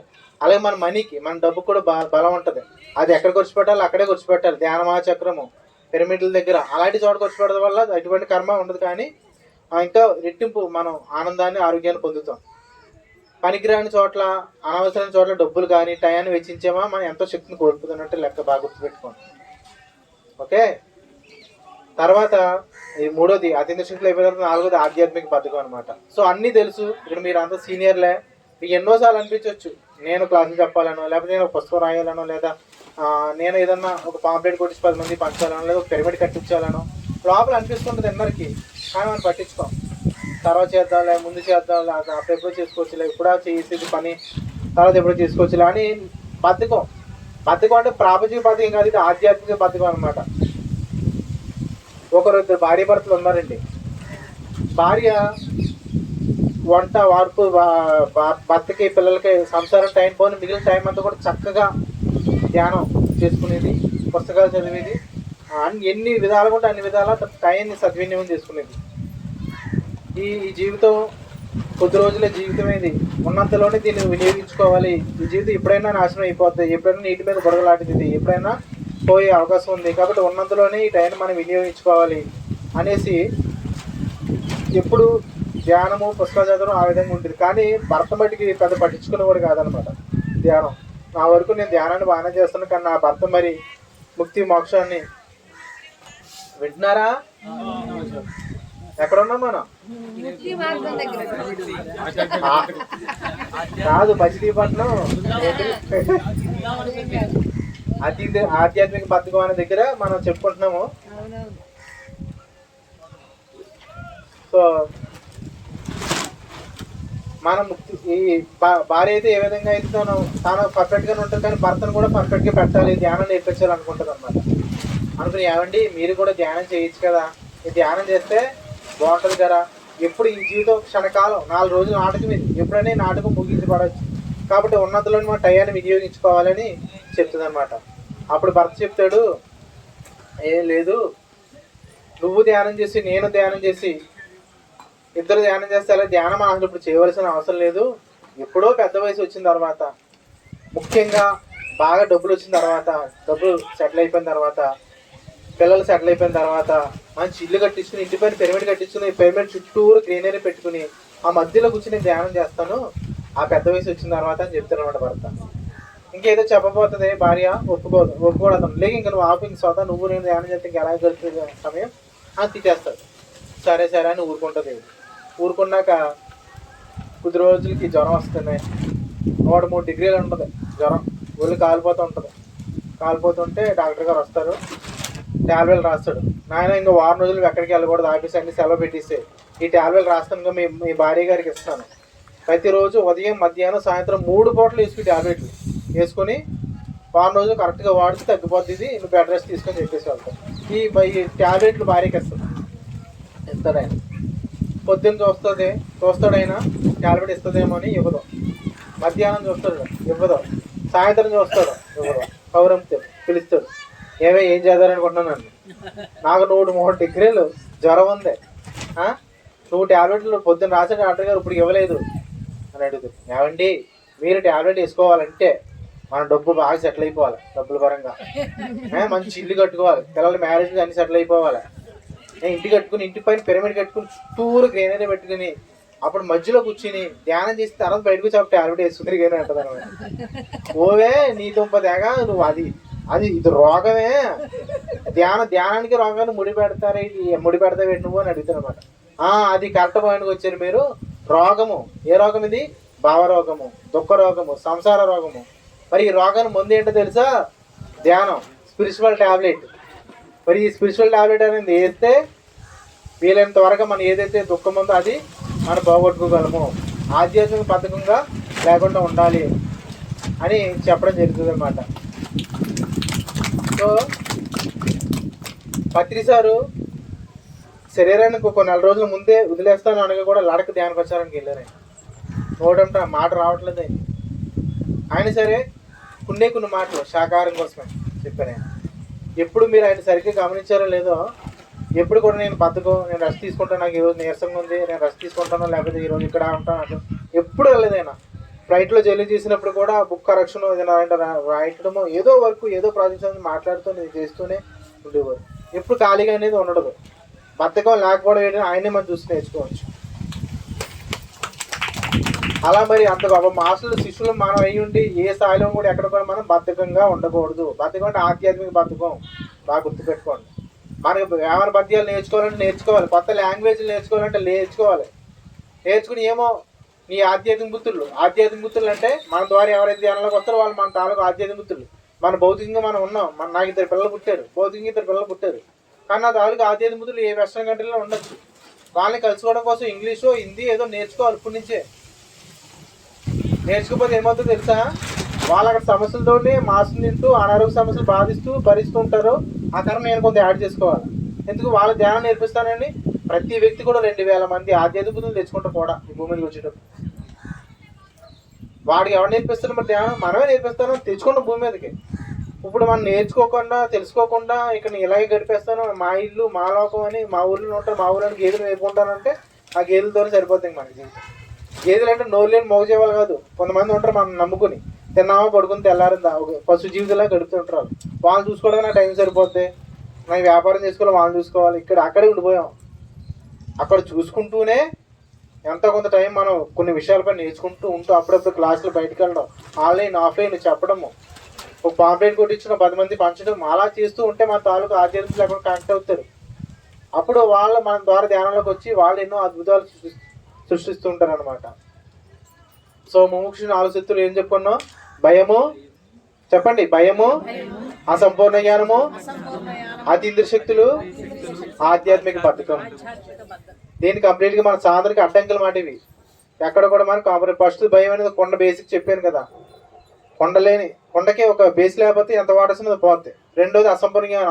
అసంపూర్ణ జ్ఞానం అంటే కొండ ఉంటుంది, ఒక అంగుళం టైప్లో ఒక కన్నం ఉంటుంది, వాటర్ వేస్తే మెల్లిగా లీకేజ్ అవుతుంది. అతీంద్రియ శక్తులు అంటే కొండ ఉంటుంది, కొండపైన బంగారు పల్లెం ఉంటుంది, కొండ లోపల అమృతం ఉంటే మనం తాగలేం ఆ అమృతాన్ని. ఆ బంగారు పల్లెం చూసి మురిసిపోతుంటాం అనమాట. నాకు బంగారు పల్లె ఉంది, నాకు బంగారు పల్లె ఉంది. అతీంద్రియ శక్తులు మన పవర్ వచ్చిన తర్వాత నాకు ధ్యానం చేశాను, నాకు ఇల్లు వచ్చింది, ధ్యానం చేశాను, పొలం వచ్చింది, వాటిని చూసి మురిసిపోతూ ఉంటాం. చాలా స్టెప్ ఏం చేయాలి అక్కడికి వెళ్ళాం అనమాట. అక్కడ కూడా మనం మళ్ళీ జీరో చూసుకుని మళ్ళీ నెక్స్ట్ స్టెప్ కూడా వెళ్ళాలి. తర్వాత ఆధ్యాత్మిక బద్ధకం అంటే కొండ ఉంటుంది, ప్లేట్ ఉంటుంది, నీరు ఉంటుంది, కానీ తాగడానికి వెళ్ళి బద్ధకం ఎవడో తెచ్చేవాళ్ళని చూస్తుంటారు అనమాట. అలా ఏమీ లేదు.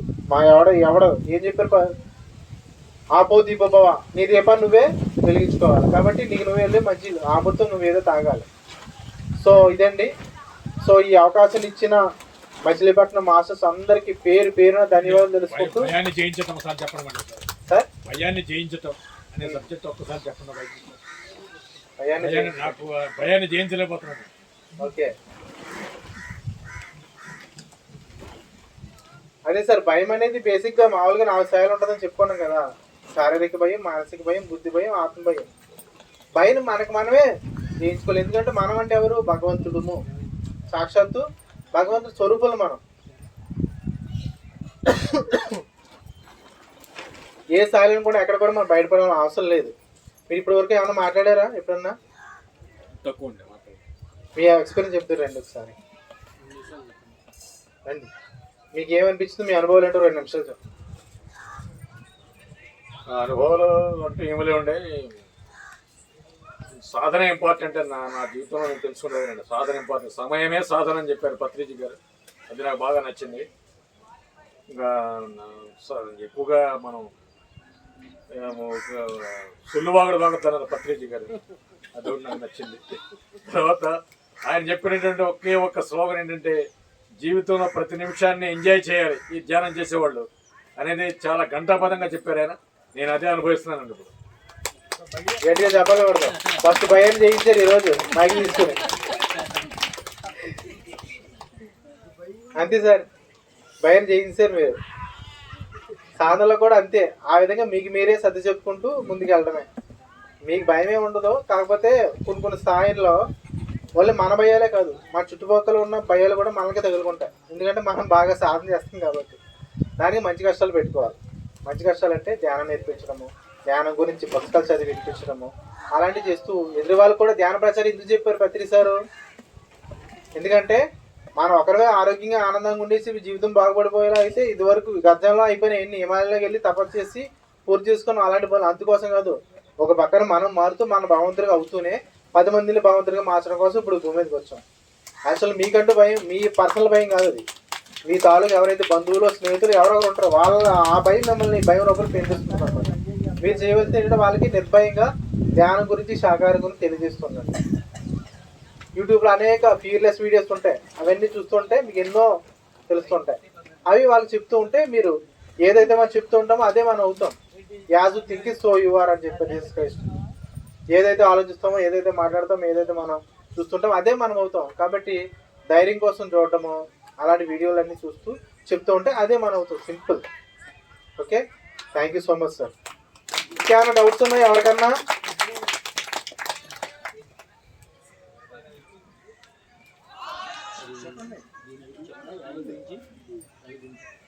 సో స్పెషల్ థ్యాంక్ యూ ఏ రాము గారు.